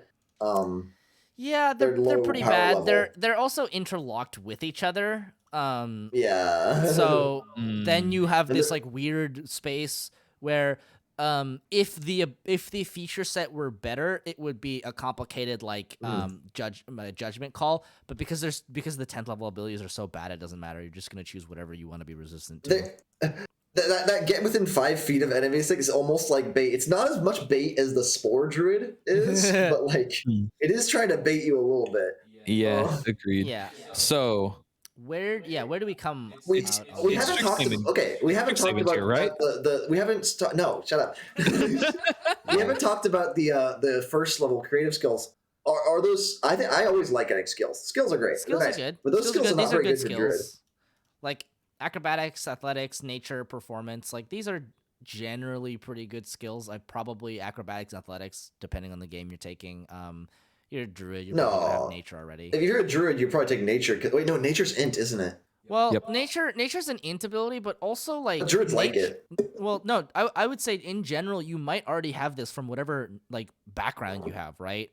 Like That's true. I think it's like for druids, you're almost always gonna have nature by default, and it's not gonna be something you're gonna need. Like obviously, it's nice if you have the option to take it from your class. It frees up your background. You can choose whatever you want. But like in most cases, like people who play druids are gonna be like, okay, I'm like a hermit or an outlander, and they like pretty much both have nature and survival. Which means this skill thing is actually kind of a nothing thing, because if you take performance, you're just gonna be worse at performance still than like any of your charisma people that aren't proficient.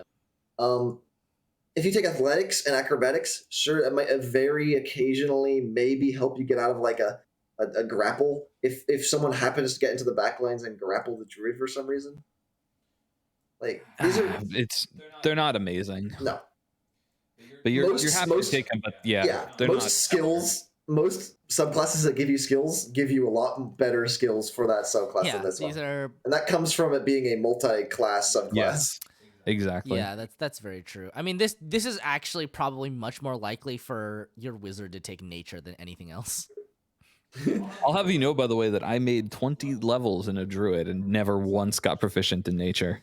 Oh, Yeah, how dare you. it's one of those things that feels bad because nature is an int skill. You're just like, Mhm. sorry, druid, you know way less about nature than the wizard who reads books. Mhm. So in terms of ranking, what were you guys thinking? So Pull up the chart. I don't know. okay. I kind of have an idea of where I think. So I am kind of like, I think I'm hovering around B tier. That's actually where I'm thinking. What about you, Sean? I was thinking C, but B is not too bad. Oh, because of the disengage. Yeah, and you I get would a super rather early. have like a druid that's fucking impossible to lock down and kill than a druid with lightning bolt. And you get some features from this class. You get some features that do some things. I suppose. Now let's see. What else? What's the other thing on B is dream? Dreams. Oh, that's not Yeah. the worst. Dreams has a nothing 6th level feature. This one has a resistance to fire damage. Some with plus a little bit I extra. mean, yeah, it's Hold on, I need to call you defending the 6th level feature, Dan. Oh no, I like it a lot. But it's okay. But Fair enough. power level, it's real. It's pretty weak. almost nothing. What does dreams get at 2nd level? Does anyone remember? it's the bomb of the summer court. It's the healing. The very free good healing healing word. it has. Oh, okay. It's so healing funny is a niche because it's thing that not- doesn't come up, but it's really good at it. It's I was gonna say it's funny because it's not like it's not a strong heal, but it's a flexible heal with a large range, and that makes it the only Yeah. heal you'll Yeah. ever need. As really. you can pop your allies up as many times as you want for free, practically. Yep. I think I would personally still put this at C just solely because Dreams does get what it gets, but I'm fine with either. To What be else Yeah, does I mean, Dreams get? this teleport. The teleport Eventually, one. mind The- you. Okay, but the teleport is about equal level to this one's second level feature. Yeah, but then Dreams also gets a good second level feature. But okay, but from levels 2 through 9, which one is better?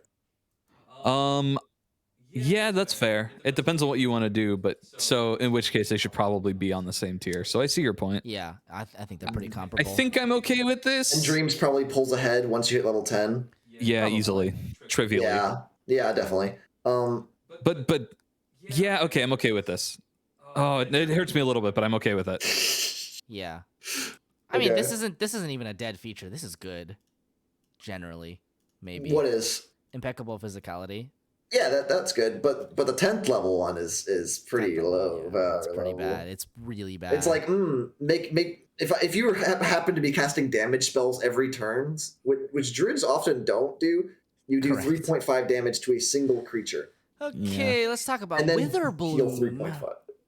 Mages of Witherbloom, Witherbloom yeah. draw their magic from the energy that endlessly flows from life to death and back again. They see the duality of thriving life and inevitable death in all things, tapping and manipulating the transition of energies, etc., etc.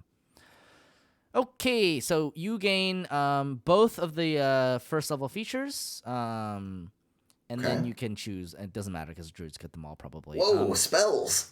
Oh, baby, spells. Let's see, you learn the cantrip Spare the Dying, and the first level spells Cure Wounds and Inflict Wounds. You learn additional spells when you reach certain levels in this class, etc. Lesser Restoration, Ray of Enfeeblement.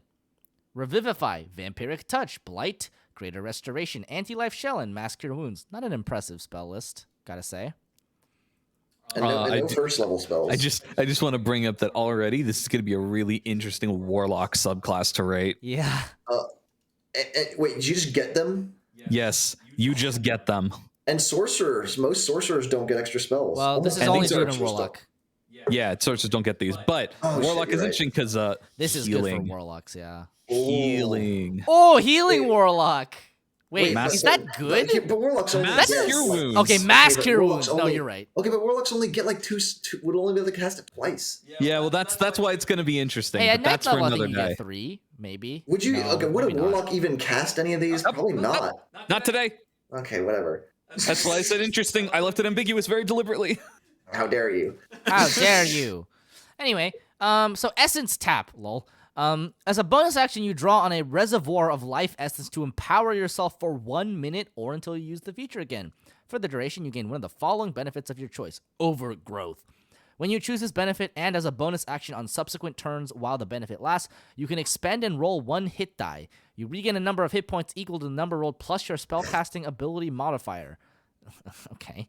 Withering Strike. When you deal damage, you can change the damage type to necrotic, and you ignore resistance to necrotic damage. You can use this feature a number of times equal to proficiency bonus, and you regain all expended uses when you finish a long rest. Okay. Wait. Ooh.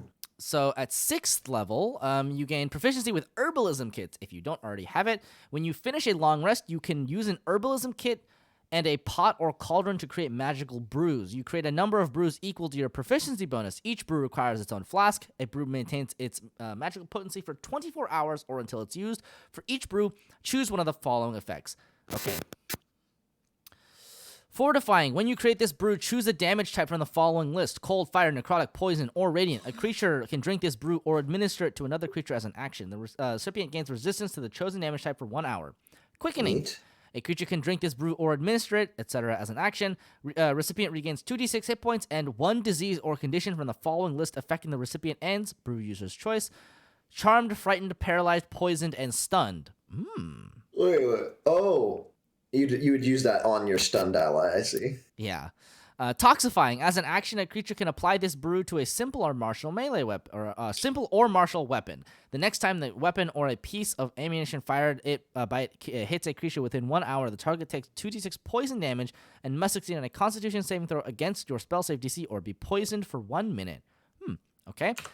10th level, once per turn, when you deal necrotic damage or restore hit points using a spell, one target of the spell takes additional damage or regains additional hit points equal to your proficiency bonus. 14th, When you cast a spell using a spell slot that deals necrotic damage to any number of creatures that aren't undead or constructs, choose one of the creatures that took damage. You drain an amount of life energy equal to half the damage dealt to the chosen creature.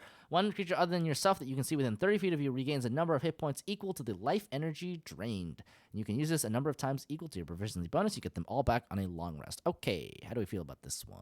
Ooh. This Wait, is wait, so- interesting. So the 10th level one. When do you get the heal spell? 11th level? Yes. 6th level spells? Yes, 11th level. Yes. Hello? I don't think I can hear Sean anymore. Hold on. Sean is busy Oh my fixing. God. The heal spell, if you heal your ally a whole bunch, then My you mouse can immediately literally died. if you heal. Oh wait, no. When you no, that doesn't work. You have to deal damage, then turn it into healing, not do healing. not Yes. Wait, which one are you looking at? No. The 10th level is just they gain a little bit of bonus. That's lame. Equal And to your the 14th proficiency. level one was. Was you drain the amount equal to Yeah, half it was a the little too damage. fast for me, unfortunately. So. I didn't quite. I mean, they're complicated effects. Also, so so now I have to reread them. basically 10th level is you get a little bonus to damage and healing spells, and then 14th is you basically get to take the damage that one person took, and then you let's see, half that damage, and then you add it to someone else's life points, basically. So Well, it's like When you cast a spell using a spell slot that deals necrotic damage, and you can always make it necrotic damage to any kind of creatures. Let's say you kind of cold a whole bunch of enemies, and choose one of those creatures that took damage, drain an amount of take life half that energy damage, equal to half that damage. yeah, regain a hit to points the equal to half that creatures. damage. It's Okay. Vampiric Touch for all your spells. So it doesn't actually make the creature take any more damage, but that cone of cold damage you just did to it. Now you healed 18 damage when you cone of colded. Mm-hmm. It's Or not bad. one creature other than yourself. You heal an ally. That's I will not also, that good at 14th level. I also feel a little bit underwhelmed by it, but it's not terrible. But yeah, I also will say the 10th level feature is slightly more interesting from my reading, at least, Okay. because it doesn't say that when you deal damage you deal bonus damage. I read it as when you deal necrotic damage, one target. Oh, never mind. I read it wrong. Ignore me. Yeah, it's just bonus damage, Takes bonus healing. additional Bummer. damage. It's not that significant. Yeah. No, it's 4 more damage, 4 more healing for everying. Yeah. I mean, wait, so hold Now on. now your cone of cold does 30 instead of 36. It does. Actually, it was 30. Cone of cold is like 32. I think It's to one creature, Dan. Yeah. Oh shit, you're right. It's to one. Hold on, I That's think, not very good. Okay, let's see. Give me 1 second. I think we can sort of. And druids don't really get any powerful single target spells like Finger of Death or I mean, they do get Disintegrate. Blight, which is all right. I said powerful. Okay, all right. Fair enough. Have a nice day. At least Blight's already necrotic. Yeah, but does it use their bonus action to convert things? Only one bonus action per combat because the conversion lasts a minute. But if we haven't talked about it, but is Overgrowth any good? It's probably decent, but it's over a long time. If you're taking consistent damage, I think Overgrowth is one of those things that just feels too slow to matter. Yeah. in most combats, you will get 0 to 1 uses of Overgrowth, which means your entire bonus action feature is you gain hit points equal to what is it? It's a hit die A roll. D8. So a D8 plus and you don't get to add your con, huh? So you get to add your maybe. spellcasting ability and your con, or just your spellcasting ability? I don't know. So, okay. Probably. Josh, what do you think? What? The spellcasting ability and con, or just con, or just a spellcasting ability? Oh, for Overgrowth, let's see. Expend and roll 1 hit die. You getting it? I think it's just spellcast ability plus the number rolled. I think that's the reading of it, because it's they guess. specify the number rolled on the hit die instead of saying you roll a hit die. Sure. Then over the course of each combat, you're gonna heal like 9. I would say Like it's way low way levels, worse. maybe this is okay. I think At it's low way levels, worse than this Withering makes you pretty Strike. tanky, but like later, it's just like ugh. Yeah, I think this doesn't scale past like level like 3. Yeah, it's just not very good. But the Withering Strike actually gets pretty good. Actually, Withering Strike is hilarious because it just says when you deal damage, you can change the damage type to necrotic. If you were a blade lock or what's it called? If you were using a weapon, now don't use a weapon as a spellcaster, but like if you were, you could just change that weapon to necrotic, which is funny.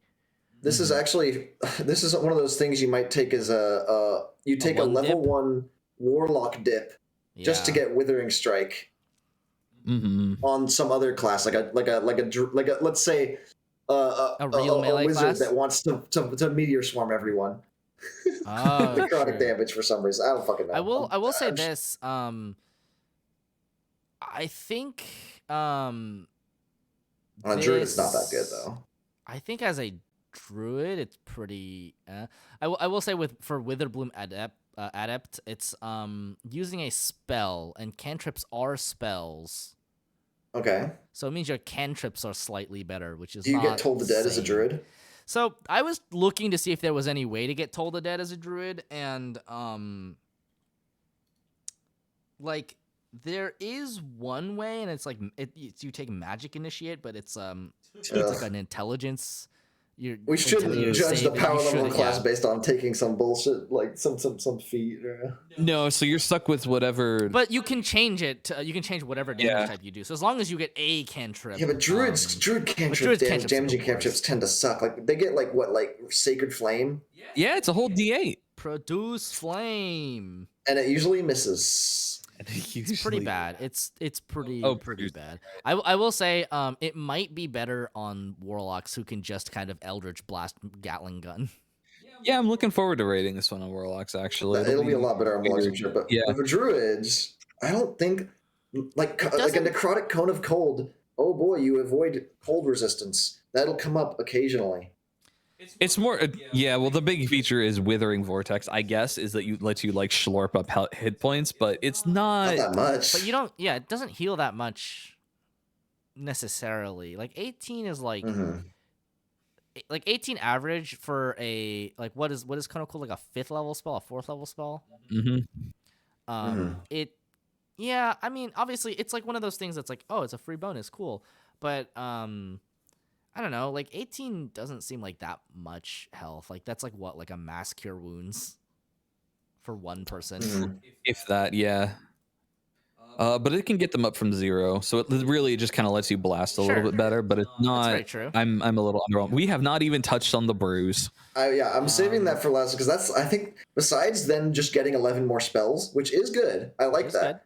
Good. This 6th level feature seems to be their only pretty good feature. I agree. I think this is pretty good. I actually especially like the toxifying one. It is a before combat thing, so you have to remember to use this before combat. But if you do it and you find a creature that fails the save and is not immune to the poison condition, which a lot of them are, then the poison condition is actually nuts. That is they have disadvantage on all attack rolls and ability checks with no more saves. So they're stuck with that. The thing is also like you can make a number equal to your proficiency bonus. You can just like slather all of your melee attackers or all your weapon attackers and just kind of have them go to town. Imagine like an archer fighter and just shooting like a whole bunch of arrows that are all toxic at the big bad that's forced to use all their legendary resistances on this.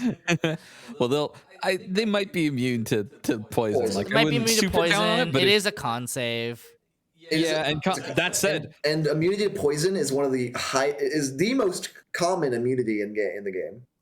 Yeah, so I don't know how good this scales, particularly in theory. It scales really well right up until you run into anything that's immune, in which case it stops. It just is worthless. But and even at high level, there are plenty of creatures that aren't immune. Yeah, so I think you'll still find some. Also, it's against their pretty much every poison effect. It feels like has a low spell save DC. And this at is least your for spell monsters. save DC. This is your spell save DC. That is high DC for a poison. That's going to be way up there. True. Yeah, that's which I love. And you can make a whole bunch of them. that's the thing about like poisons and like consumables that always feels the worst, which is that they Yeah. have 0 scaling and they're meant for level like 2.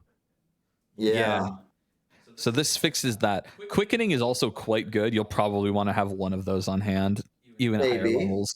Yeah. Just for the But only one. probably only one, just for the And, So there is and I um do like it at high levels. You can hold more potions. Like you start with only being able to hold 3, but then it goes up to 6 eventually. yeah. So so talking about Strixhaven though, Strixhaven does have a special feat called Strixhaven Initiate, which gives you ready access to spells. It's kind of broken actually, as is most things in Strixhaven. Yeah. So you could But- potentially get Firebolt as a druid. Whoop-de-doo. good. You get 1 more damage over your Sacred Flame. Woo. Yep. That's not Produce worth flam. a feat. Thank you. Produce flam. I also like fortifying. In most cases, that's not best. But if in that case, Josh was talking about earlier, like, oh, we know we're going to fight a blue dragon. Yeah, it would well, actually be quite I think beneficial. to this just is one of get those. your This is full one of those party. abilities that because it is an out of combat like preparation thing, it fits Wait, never mind, perfectly no in that use lightning. case. There is no lightning. That's true. Okay, red dragon. There you go. But cold, fire, necrotic, poison, or radiant, you cover the like 3 most common non physical damage types. Why not lightning? I don't know. Probably It's so weird. just so that they don't step on Prismari's toes. They're like, we're the lightning boys. But they also got cold and fire. Shh. Okay, Yeah, whatever. It seems like they forgot. I don't know. It does feel like they forgot the lightning, doesn't it? Mm-hmm. It's so funny. That's bizarre. But yeah, Cold fire, that lightning. feature's pretty good. Cold fire and lightning always go together. Yeah, that's a very strong feature. Okay, maybe not very strong. I think it's. I pretty think strong. it's fun. I think this is a fun feature. Like It is I like stuff that is like lets you be prepared for things, but not in a way where it's just like I have to spam this and like think super hard. It's just kind of just like, you know what? Today we're fighting a boss. I'm gonna make a bunch of toxic potions. I've seen subclasses that are like homebrewed that are like alchemists, and they have all their features dedicated to potions. This one feature does it better than most of those. Like this feels good because you can make several potions, and they're all pretty useful. They all have their use cases, and they're pretty clear use cases. Like the thing is that even if you're just using the quickening potions, like having a bunch of potions on hand that somebody can drink to just like end frightened and maybe heal some too is like pretty okay. Especially because frightened is so common, and like the thing about frightened that I hate is the thing about the fear condition that I hate is that it's oftentimes a wisdom save, which for your frontliners is actually a problem. So what should we rank it then? What should we? This is such a weird one. Well, there's a few features that are, in my opinion, practically dead. Yes. Or very low power level, Very but they low get power 11 extra spells over some of these other druids, which is significant. That's true. And they some get of them, a strong some of six-level them feature. are druid spells like blight and mask your wounds. Remember that does mean you get to take other druid spells. You do get to You take the your- more fun ones that don't do shit. Yeah. Well, yeah, we went over this. Like, I don't think went that. I over know we this. had an argument, but I don't think that really should add any That being said, noticeable power Raven level. Field- No, is it does. being able- It unequivocally does. It lets you take utility spells that you wouldn't have taken otherwise. You know, it forces you to take utility spells that you wouldn't have taken otherwise, Dan. Like, Sure, the Druid that spell does is add- nothing.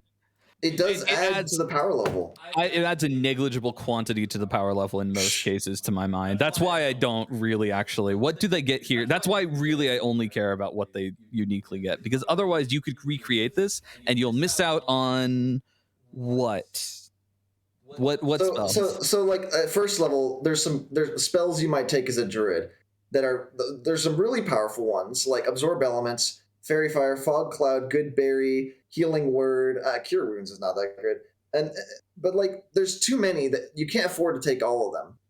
But if you happen to get some of those on your spell list, then you might be able to take all of them. Yeah. Sorry, continue. There's also like Thunder Wave. But then if you get more options, then you might be able to take some other fun spells like Speak with Animals, Ice Knife. I don't think Ice Knife is that good. But like there's enough spells here, like Detect Magic, Create or Destroy Water. I don't know. Like there's plenty of spells. That's just the first level ones. It is, but the thing about druids is that it would matter a lot more if it weren't for the fact that they can prepare whatever spells they want at the start of the day. So if they really needed a niche spell, then they could easily, as long as they can delay it the next day, then they can just wait and swap. You know how rarely people actually change their spells. I do, and I also know how rarely I felt like I know how rarely I felt like I couldn't prepare enough spells. The number of times I felt that way was very near zero when playing a druid, whereas it feels like it's always when playing a class that you're locked into spells. The difference consciously between being locked into spells and being able to swap them around is huge to me.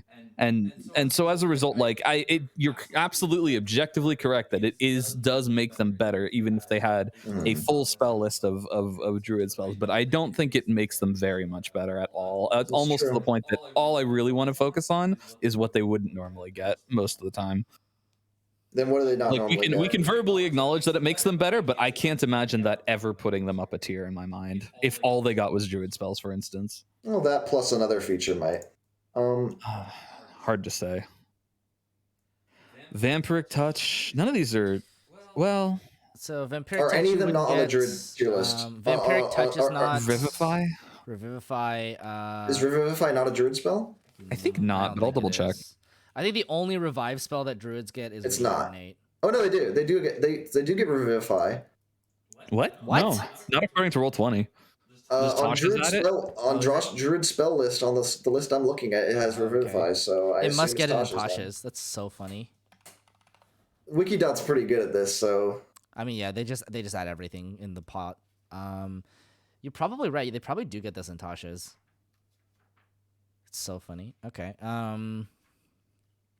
that makes it a little bit less impactful that they get it here. Yeah. What is it? I don't think is anything here not on the Druid list. Like, did Druids get Vampiric Touch? That spell's kind of ass, but like, I don't think they don't get it. I think that's the only one they don't get. Vampiric Touch. I'm pretty sure. Yeah. Oh, and I guess Anti-Life Shell, that was on that list, right? Who gives a shit about Anti-Life? They do get Anti-Life Shell. I suspect there's some niche. They do get it though. Oh, Druids get it? Yeah, they get it straight up. Oh wow. Oh, never mind then. Yeah, it gives you some options that you probably won't use, but you have options, I guess. Yeah, that's not an amazing. It's one of the worst spell lists, then, in my opinion. It's pretty bad. Pretty bad. Mass Cure Wounds is something you're always going to take. Falls? But I feel like this is a. I really don't want to put this in A tier. I think it's a B tier class. I don't even know if it might be C. I think it might be C. Do you think it's that much worse than Prismari? No. Compare it to Twilight and Land, which basically have the power level of we have Lightning Bolt and I have Spell that is Strunk. This has the power level of what Sean says, some ass spells that doesn't matter, and at that point, its only feature is I have some potions. And that's probably about equal to having a lightning bolt or a few lightning bolts to throw around. In fact, at low levels, I would rather have some lightning bolts to throw around than these potions, but I think the potions scale better. You do always have necrotic damage, but I guess it's not more spells. Yeah. Oh god, that'd be so good on something else. But you're right. On druids, it's like, I don't have AoE spells anyway. What am I going to make necrotic? You're probably right. This might be pretty nasty on a warlock, though. It might be. We'll see. Warlocks aren't known for having very many spells to sling around. Did Prismari have anything beyond its second level ability? Not really. It had resistance. It had some resistances. And yeah, Prismari also had some skills. The second level feature is really good, but it also had a couple skills. It had a little bit of resistance. It had a solid 14th level ability and a shitty 10th level feature that does admittedly add up tiny bits of value over time. But I do think this is worse overall than the Prismari. Okay, I wasn't sure if I agreed at first, but I think you're correct. I think so. Oh no, but I thought Prismari was more C, didn't I? So I'm allowed to disagree. Wahaha. But I think you're right. Maybe Prismari deserves C, but like I don't know. I think Prismari, its features did add up. Like, it's just like. Also, Prismari is like immune to death. I mean, yeah, just the fact that you can I keep am now 60 avoiding feet away. people You is can't do anything about pretty that. juicy. Some of the other Druid classes gave them so much though as subclasses. Yeah, I think druids are. Mhm. Should we move spores down to F? Lol. It is such bait. Well, the thing is, the reason why we don't have spores in F was because spore, you just play like a normal druid, but you start every combat with just a chunk of temporary HP to make yourself tanky. I guess that's. Which is, in my opinion, worse than the being able to just get 60 feet away from things. But it is a feature that is significant. Man. To be fair, I don't think you start combat with it. I think you use your action in combat. No. That does make sense. But this lasts like. Temporary HP lasts 8 hours. You do it at the start of every day. Well. What? Well, okay, hang on, hold on. The spores features the temporary HP. Wait, okay. If the temp HP goes away after 10 minutes, then we might have to put it in F tier. I'm pretty sure. No, these benefits only last for 10 minutes, Dan.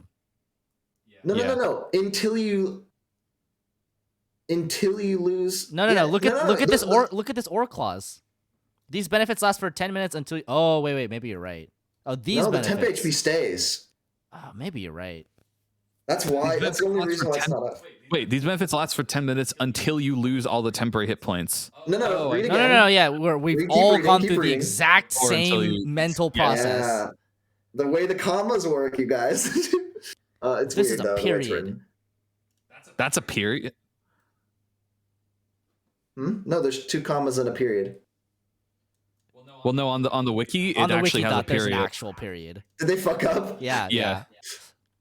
That's funny. Yeah, okay, I see. It's just a weird clause thing. It's because it's you gain the following benefits and then these benefits. Yeah, I see. But like at 6th level, that's 24 HP. So basically, and what is the Okay. average health of a druid at 6th level? Out of curiosity, it's I don't know. What's a 5 druid's times con? Like 3? 25 plus 8 is 33 plus probably like 2 con. So 5 plus 50, 40. 40 I think some. a druid might have 51 HP with 3 con. So yeah, this you're getting like adds a another 20 50% you- HP bump. So you basically have 50% more HP. That's worthy of it being in D tier, in my opinion. Fair. I suppose so. Does that mean we are going to have a tier list with no F tier? Or I think no so. druids F tier? Wow. I think so. I don't think any of them are truly fails. Huh. But we still did we just are we in consensus on Prismari and Should we Witherbloom move though? Shepherd up to a Shepherd tier? Is it that broken? I don't think so. No. I don't think it's broken. I mean, maybe it kind of is that broken, but I think it stays in S because of the fact that again DMs can There's a ruin lot of that DMs out entirely there. for you. You're probably right. Not entirely. They can make it really painful. And They can make it just as painful as whatever you're doing. I think it is a well-deserved S tier, though. Okay. Yeah, I mean, I don't see anything immediately incorrect about this. But last look, Sean, what do you think about Prismari and Witherbloom? I think I'm okay with them where they are. Oh. I don't think Witherbloom can go up. I don't think. No, I don't think so either. I think it's a very similar power level to Twilight and Land. I think the only thing I will say it is extremely funny to me that Land Druid is in here specifically because it gets access to one spell. Yeah. It had another feature that where it regained spell slots, Okay, but like yes. we're like, who cares? If it didn't have Lightning Bolt, I think Land Druid would be F tier because I see all its other features are 100% it would nothing. be. I would rather have a Druid with 50% more HP at the start of combat than a Druid Some garbage spells with a few garbage utility spells and no features. Yeah, you're right. and no features. I agree. Just Lightning Bolt bumps up to 2 tiers to see. Lightning Bolt bumps it up 2 tiers. It's so fun. You know what? I think in all fairness, the thing is that because we're using tiers, this kind of gets flattened, but like I think that the difference between like the lower tiers is like kind of small. Well, what I that's mean? because they all approach 0. Yeah. like the fact The that upper like limit, like So, on a like- scale of 0 to 5, you can go. There's no limit. There is no 5. You can go up to 50. that, But I mean that's 0 very or- true. The only thing, like in the worst case scenario, something starts getting negative, but most things are usually just approach 0. Yeah. Well, I mean, what I mean by this is just like, I think that lightning bolt alone easily clears F and D tier. I think if you gave lightning bolt to a C tier class, it could only ever go up to B tier. Okay, fair. I guess so. I have no idea what. We haven't looked at ranking classes yet, so that's kind of. I'm not. That doesn't mean much to me. Well, no, not about like classes in general, I suppose. Or maybe it does have to do with like the general power of a class in general. Like we probably won't do a class tier list because that's kind of pointless. The only thing we could realistically do is like just discuss the general power level of a class. You know, I was pleasantly surprised at how non-Strixhaven tier the Strixhaven subclasses were. I'm I was so pleasantly disappointed. I was pleasantly surprised at how good some of the Druid subclasses were. Other Yeah. than Shepherd, I knew Shepherd was broken. It's just stars very solid. It's just if we did have a class ranking, even a stars Druid versus like most wizards, the wizards would be better still. Yeah, it's the sad truth that wizards just get all of the love. Yeah. I was surprised at how high Moon was, but given the early game, and then even that it had well, stuff Moon, like Moon game. is like so like Moon is one of those classes that's just like so broken early game, and then just like is like extremely stagnant for a long time, and then It's it just gets a bust. think of the power level. Think of what a normal druid does. Level 1 through like 6. They cast like Moonbeam and Cry. Cast. I can't trip. Thank you, Moon. We'll call on you when someone's down so you can healing word them. Okay. What is my purpose? Yeah. Wait Like- till you get high level spells, then become somewhat useful to polymorph us. See, that's the thing about druids that's like kind of weird, where they have basically 2 subclasses, technically 1, that augments wild shape in a way that makes it like a usable combat ability, and it turns druids into like kind of a tanky like frontlining class, which is extremely fascinating because it is like the only thing that can really do that. I mean, it's true, but it's only ranked so highly just because druids are so weak early game normally. Druids are super weak early game, but Moon Druid like would give a lot of classes early game a run for their money to begin with. It's true. It's So, true. Like It's true. it is extremely strong in that regard. It's true. Yeah. So If we were only ranking 1 through 5, those ones would be above star. easily, yeah. And if it was 1 through 4, Shepherd is garbage. Yeah, pretty much. F tier. F tier. Boo. Yeah. So like, I mean, obviously, stuff gets weighted less as it progresses. Anything from 1 to like, anything from 1 to 8 is like pretty fair game. Anything from 9 to 10, or 9 to like 14 is kind of like, I feel like 9 to 11 is kind of like, you know. You're starting to reach the point lesser. where, And then anything beyond that is just like it's hard to say how much value this is really gonna see in a game. Like that's like it's like the for kind of most like people, level 8 is their level 20. right, exactly. It's like the kind of sad thing about doing a tier list like that, like this, where we have to talk about all of these feature sets, and like we just kind of get to the end and we're like, I mean, this feature is really good if you get there. Like this is a practical list for a practical game. Yeah. So And I think it's very that's fair. pretty good. I wonder how Tyler's gonna feel about their Spores druid being Oh. reversed. I talked to him in the hallway as I was coming back. He was like, "Have you rated Spores yet?" And I was like, "We just started it," and I told him my memory of it is that it is bad, and he goes, "Yeah, that was my experience playing it as well." Yeah, it feels so bad to play too, even though the flavor of it is so cool. Ugh. It's so bad. Anyway, so yeah, that's the druids list. What is next? Fighters? Is fighters next? Oh no, it's Josh's favorite. Oh boy. It's my time to fighters is just gonna. You know what? Fighters isn't my time to shine. It's Dan's time to shine. Really? Well, I see. because fighters, it just really comes down to numerical. Fighters It's are true. easy in the fact that all you have to do is calculate numbers. It's because most of them do not give very much out of combat or utility.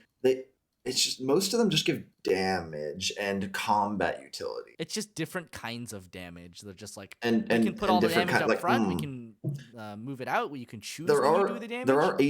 there are 18 of them, so There are 18 of them. I wonder where Arcane Archer will fall. there were only 11 druids. I think fighters might be easier though. Yeah, probably. There's no spells. There's no it's- spells. Some of them, some of them will come down to just math. Eldritch Knight gets spells. That makes it S tier. Okay. Well, some people could argue that. It depends. I don't know. I don't actually know. I'm not so familiar with Eldritch Knights that I could easily say anything. I think Arcane Archers are gonna be D tier. That's my prediction. I think Brute is going to be S tier. That's my prediction. I mean, if we're ranking Brute, then yeah, for sure. All right, It's here. it's there. It's Okay, all right. It's an unearthed arcana that was not updated, therefore it's on the list. All right, fair enough. Okay, cool. In that case, this is the list, and thanks for sitting through 3.5 hours, 3 hours and 40 minutes of us. Yeah, I thought we can get done in 2.5. No, Druids does it turns out kind of weird. All right, cool. Ending stream. Goodbye. Goodbye. Farewell. Goodbye. Goodbye. Bye. Bye. So long, farewell. Oh. That's a bye. You're back. Okay. I'm gonna snap a picture of this tier list. I take my own. I can take my own screenshot.